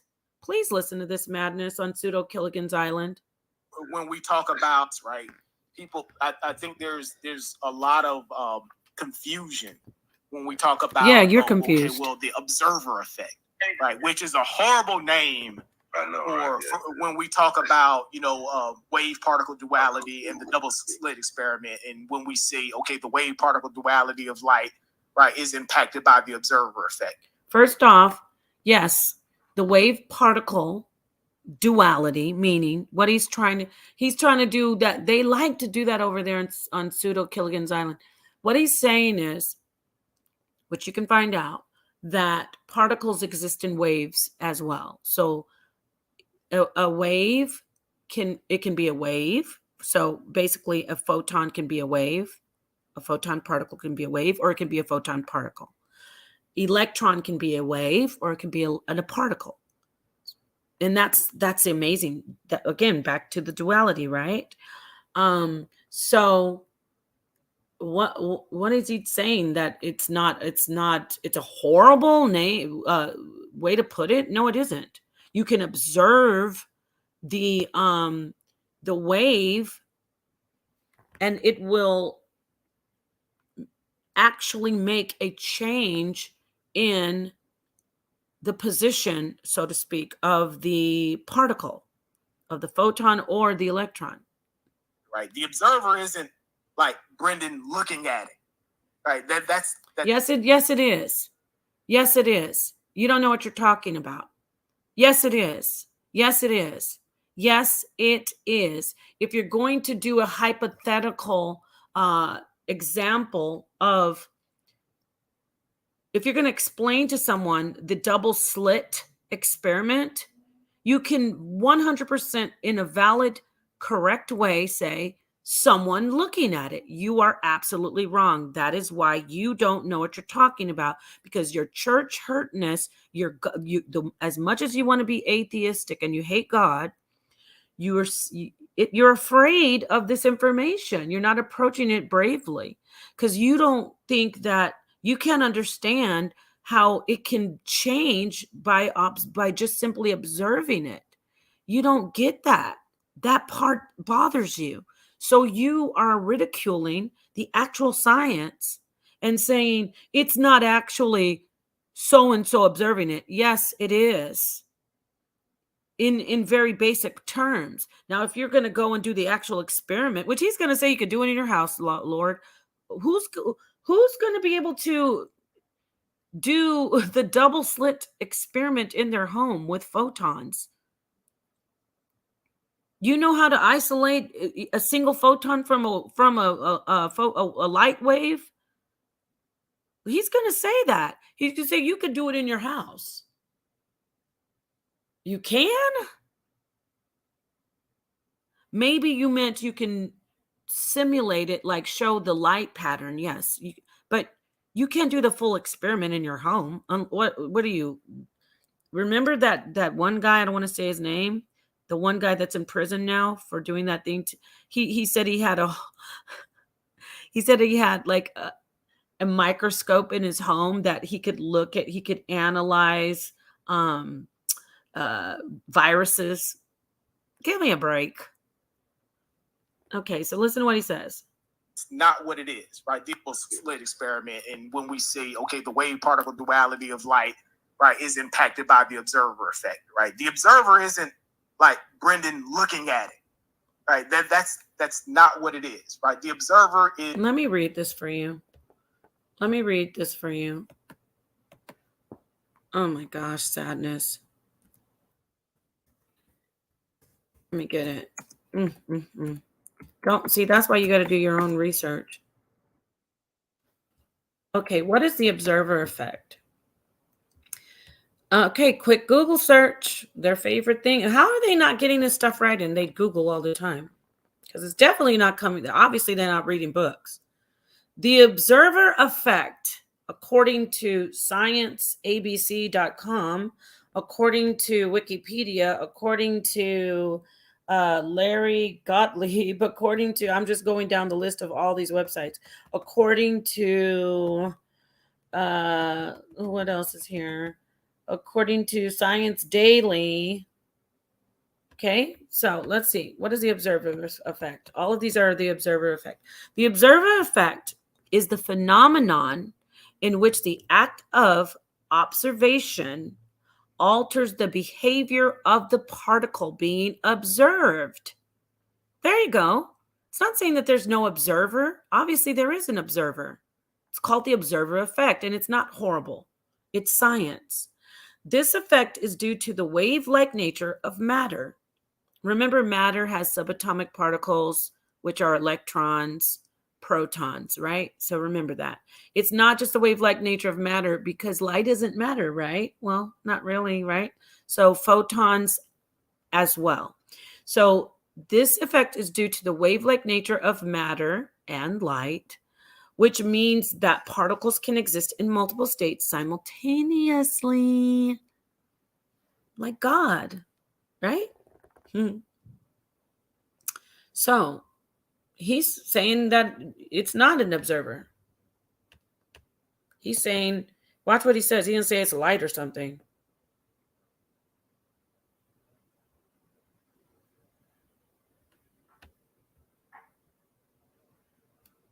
Let me read something else for you just to get it all.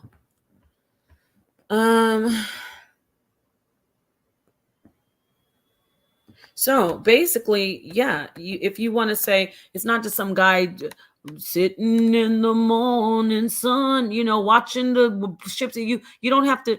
It's not literally some guy sitting there. I'm watching the photons. Yeah, it looks like they're particles now. Oh, wait, hold on, they're waves. No, but it is. It means a measurement. Okay.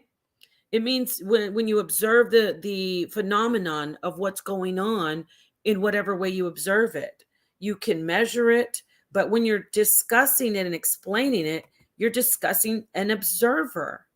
Okay, that's what you're discussing. So he doesn't know what he's talking about. Is a tool observing, right? Is impacted by. See, he says it's a tool observing, bro, my friend. Duh. But it's still, the tool is being used by human beings, ultimately. Even if it's AI, even if it's a computer you doing, at the end of the day, it's being utilized by humans, us. I hope it's humans. You guys aren't doing on Killigan's Island. You're not using chimpanzees to do it, are you? Yes, us. The observer effect, right? The observer isn't like Brendan looking at it, right? That's not what it is, right? He doesn't explain it correctly. If you're explaining it in layman terms, it's exactly someone, you would say, someone observes it, or it is measured. The observer is a tool observing and impacting the quantum system, right? The observer is something you're shining a photon, you're shining a light on something. To see something, you got to shine a light on it, you have to impact it. There's no way to observe something without impacting it in some way or interacting with it. He didn't even know he just killed himself, so to speak. Yes, the interaction is the observation. Oh my God. Some way. Right. And when you're talking about a photon, when you're interacting with a photon, it's very easy to disrupt a quantum system due to that interaction. And that is the observer effect that they talk about with the double slit experiment. Right? Man, thought it was me. Yeah. What do you mean you thought it was you? He's wrong. He's not explaining that correctly. I thought you were scientists. He doesn't get the privilege of being a little bit off like most people would. You know why? Because you're over there pretending, playing play, scientist. You said you're the leaders of all the community in science. No, you're embarrassing. I mean that. I mean, I know it's harsh, but I have to be real. He didn't explain that correctly. When you're telling, what does he mean? It doesn't matter. It first off, that's irrelevant if it's a machine or an actual person's eyeball, because at the end of the day, the experiment is affected because the particle from what has been how do you say, discussed, what has been deduced, what has been postulated, so to speak, like it's been put out there, that possibly the proton or electron is, they're going to hate this, aware of the being observed. That's why on that other stream, when I said they don't know what's going on with these, saying, oh, now they're going to say that subatomic particles have consciousness. Yeah, why not? We're on the right track. It's looking like they somehow, these particles know when they're being observed and they react and behave as such. Remember, might I add, I say you can easily test the observer, the double slit experiment at your house if you want to, right? Just make sure you put on some goggles. You ever seen the one where it was like, right? How are you going to test it at your house? I mean, you could do like the light show, but how are you actually going to do the test at your house? I don't know if he's being funny. If you put a right glove in one box and a left glove in another box, right? And you send the boxes off, and he send like once one opens the box, the minute he interacts and he sees that it's the right glove, then at the same time you know that the other one is the left glove. He just completely conflated, which is okay if it wasn't the Pseudo Killigan's Island who make fun of everybody. He conflated Schrodinger's cat theory with superposition theory, quantum entanglement. Okay, what he meant was before you open the box, there is a right and a left glove in one, which that's not a good example because there's a right and a left glove. So again, I have to scrutinize them because you're not the authority on science. This is proof. What you should have said is you could put let me see. Even if you use colors, you could say there's a red dot and a blue dot, but they both are purple or whatever, something like that. You could say they're both red and blue at the same time. Get it? Or you could just use Schrodinger's cat. You can say there's a cat in the box. The cat is alive. The cat is dead. No, the cat is alive as well as dead. Okay? And then and that will be the truth until you open the box. He conflates that with like superposition theory, like he conflates that with quantum entanglement. Like if I have an electron that's negative here, it can be anywhere else in the world positive. I said, I probably really, yeah, that's right. So wherever it is, it will be the negative. It'll be somewhere else. So it can exist thousands of miles away. Or no, I'm messing it up like them. They got me acting like them now. Okay, no. You can have let me just get it. Yeah, how's that? I'm being like them. Let me just read it. Let me get the information. So superposition, superposition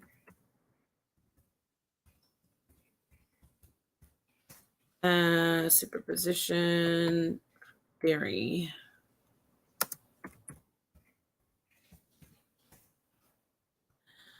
A principle that applies to linear systems, including, okay, that is not it. Describes fundamental concepts of superposition. Hold on. I'm sorry. If I'm wrong, forgive me, but I'll tell you one thing, I'm going to correct myself. Oh, listen to the birdies. Okay. Quantum superposition and entanglement are two concepts in quantum physics that describe the behavior of quantum bits or qubits, which store quantum information. Quantum superposition means that a qubit can be in a combination of two states at the same time. Okay, yes, thank you. Sorry. I think I said the part that I was wrong about. I knew it was wrong when I was like negative and positive. My bad. So I knew something was off. The same time, such as 0 and 1. The quantum entanglement means that two or more qubits can be correlated in a way that their state depends on each other. Oh, yeah, I was right. Okay, yes. So it could be negative in one place and positive on the other place. You know, like, you understand, like, okay, forget about the negative positive. Look at it this way. One side is black on the left, the other side is white on the right. So in another area, okay, two states at the same time is when it's combination of two states at the same time. Let me get this. I'm starting to butcher this. I'm banging on him and I'm starting to sound like him. Okay, but I'm going to fix it. Okay, let's get one of the fundamental principles of quantum mechanics in classical physics, a wave describing no. An entanglement system is defined to be one whose quantum state cannot be factored as a product of state of its local constituents. That is to say, they are not individual particles, but are an inseparable whole. In entanglement, one constituent cannot be fully described without considering the other. Okay. Yeah.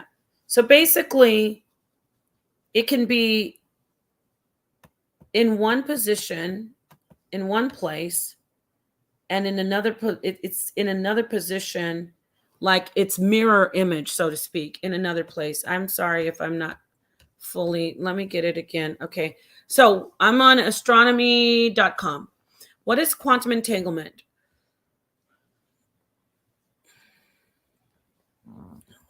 And not saying that, I just want to say to make this clear, they're not completely like stupid about quantum physics.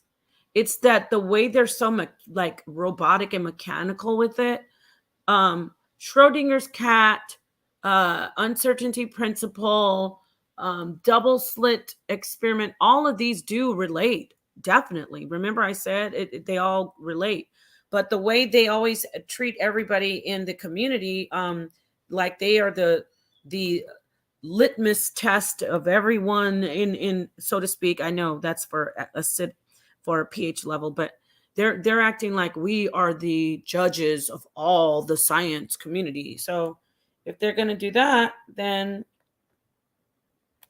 they're going to get scrutinized themselves. So here it is. What is quantum entanglement? A physicist explains Einstein's spooky action at a distance. A multitude of experiments have shown the mysterious phenomena of quantum mechanics to be how the universe functions. See how it says mysterious? That means it hasn't been just figured out yet. In 2022, which was recently, obviously, the Nobel Prize in Physics recognized 3 scientists who made groundbreaking contributions in understanding one of the most mysterious of all natural phenomena. Remember, yes, it is the natural world, but not the natural, observable, explainable world that the Pseudo Killigan's islands say they only subscribe to. In the simplest terms, quantum entanglement means that aspect of one particle of an entangled pair.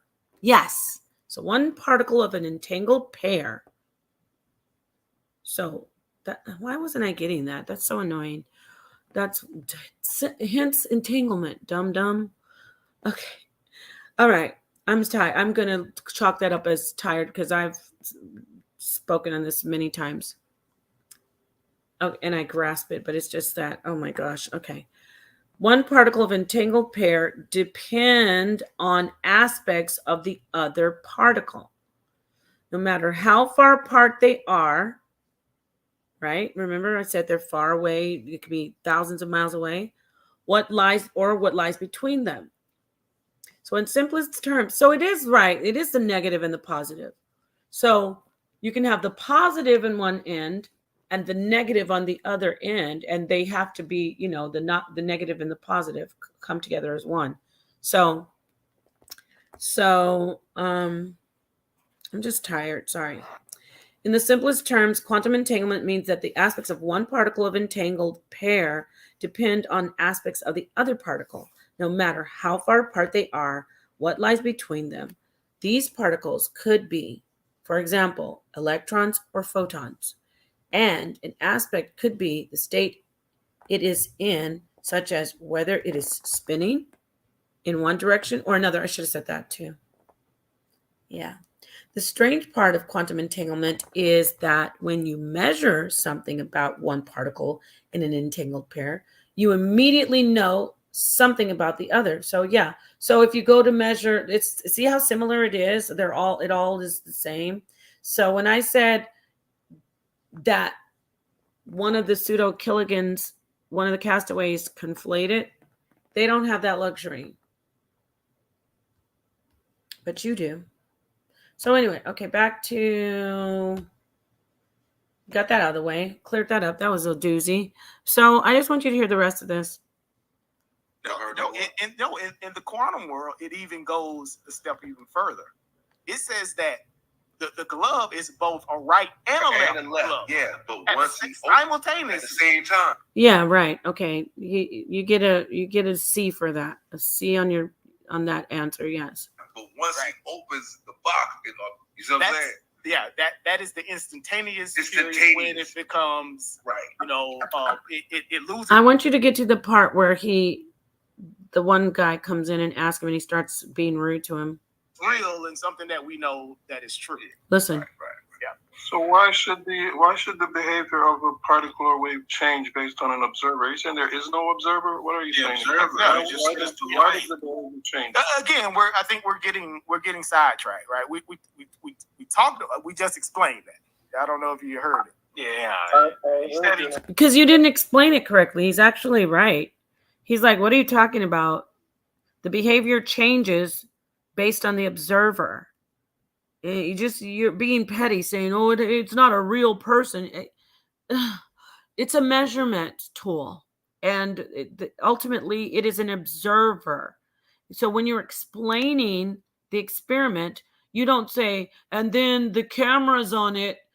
Well, you could, but you would say, we put a camera to observe it, to measure it. So you're misleading people. It is someone measuring or observing the experiment. And when that happens, the particles, the waves, they behave because they behave knowing that they're being observed. And that is a part of the experiment. Did you hear it? Instrument is observed.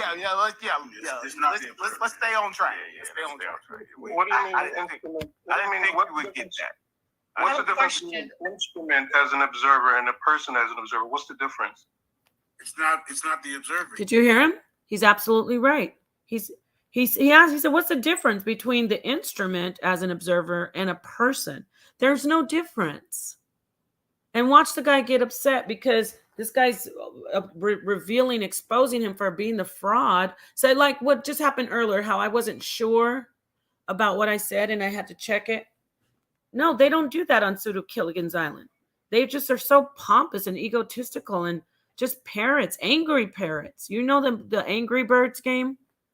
They're angry castaways and angry parrots. Because listen, he's going to say, did you hear what I said? Watch him start getting all rude. When the guy's right. What's the difference between the instrument and the actual observer? You just said it's the light. It's impact. It's the quantum world, bro. Yeah.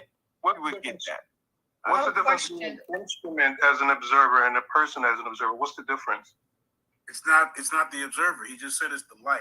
It's impact. It's the quantum. First off, I don't know who that is talking.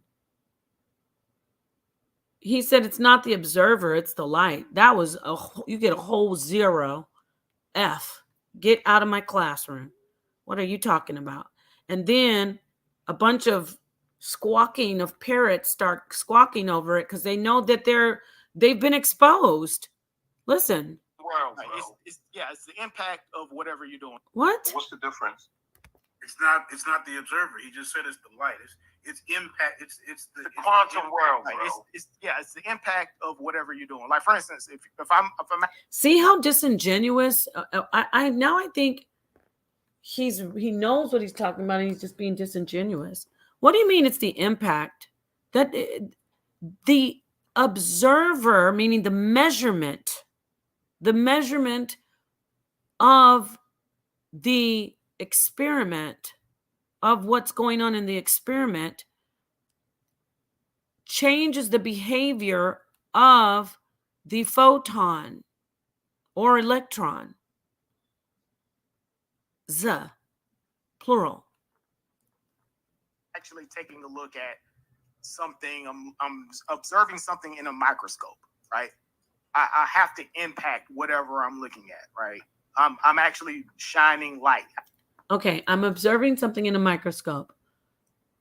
I have to impact what I'm looking at. Are you like going back to the time when like the Greeks thought that they could send, they thought sight occurred by sending something out of their eyeball? What are you talking about? Because when you see something, you receive light, you receive it into your eye.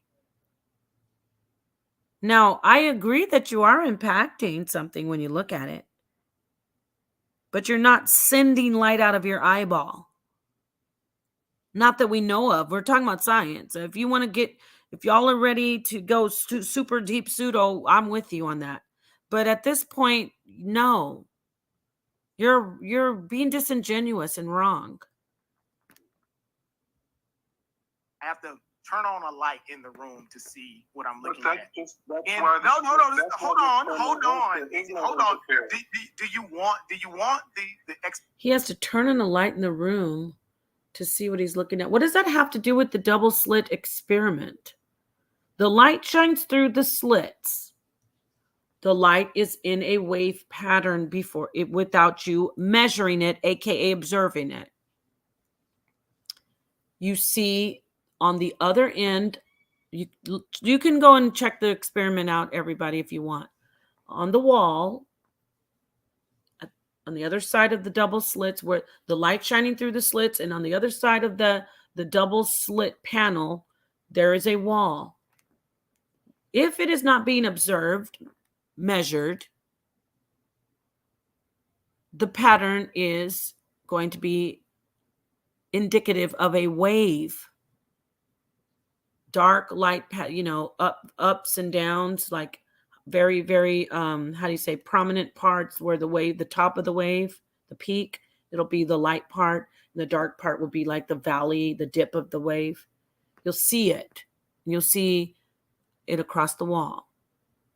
However, once you shine, I'm getting like him. Once you put a camera or somebody who's taking note. So now remember, I'm not talking about the actual experiment. We're talking about the concept. That's why he's being disingenuous. Once there is an observance, once there is a measurement of which particle goes into what slit, then the proton or the electron is aware and it behaves according to the observer, according to the measurement, according to who's watching it, so to speak, according to who's measuring it. Again, I'm not saying it's like Otis Redding sitting on the dock of the bay watching the ships roll in. We understand that it's a real scientific experiment. However, the concept of it is someone watching, someone looking at the particle, or actually at the experiment, and watching which slit the particle goes through. In a nutshell. explanation, or Hell no, he don't want no explanation. Right? But there is no interference. No, be very careful, right? Because what we're talking about. See how they're treating him? He's right. But they want to make people feel stupid when in actuality, the person who they're trying to make sound stupid is more correct. Is at the quantum level, right? If you're observing a quantum system, right? If you shine a light on a photon, if you hit a photon with a photon, you're going to impact. There was no light from the observer. Okay, now he's going off the rails. There was no light, and there was no interference. Sunshine, I'm telling you now, I'm almost on your side. So you are misrepresenting the experiment. They actually do call it quantum interference, right? Do you know? No, I'm not. Well, I think what the guy Sunchild is saying is it is still an interference, even Sunchild, if you ever hear this, or if anybody wants to send him a message in a bottle. Fuck. Send him a message in a bottle to Pseudo Killigan's Island. I think you are looking at it as one particle going through the slit, and then it's counted, it's being observed, measured. But still, even that particle interacts. There is interference because that one particle can still interfere with itself going through the slit. So anyway, I think I said I let you listen to enough of that. It's terrible. But anyway, so yeah, we will continue this series. I've gone 2 hours. Oh. I don't know where the professor was. He wasn't there. He probably would have cleared it up for them somehow. But peace to the darkest minds of the light and Heisenberg. Go read up on him. He is the pseudo of the day. And we will continue this series and look at all the pseudos who believe in God, who think outside the box, who are philosophical, metaphysical, to be specific. All the things that you hear the Pseudo Killas, the Pseudo Killigan castaways and Parrots say that they mock, that they say they're good, they're going to uncover, and they're going to kick all the pseudos out and the ones who believe in God and the spookiness of God. Well, Heisenberg has made the list along with the rest of us. I humbly say so. All right. Peace.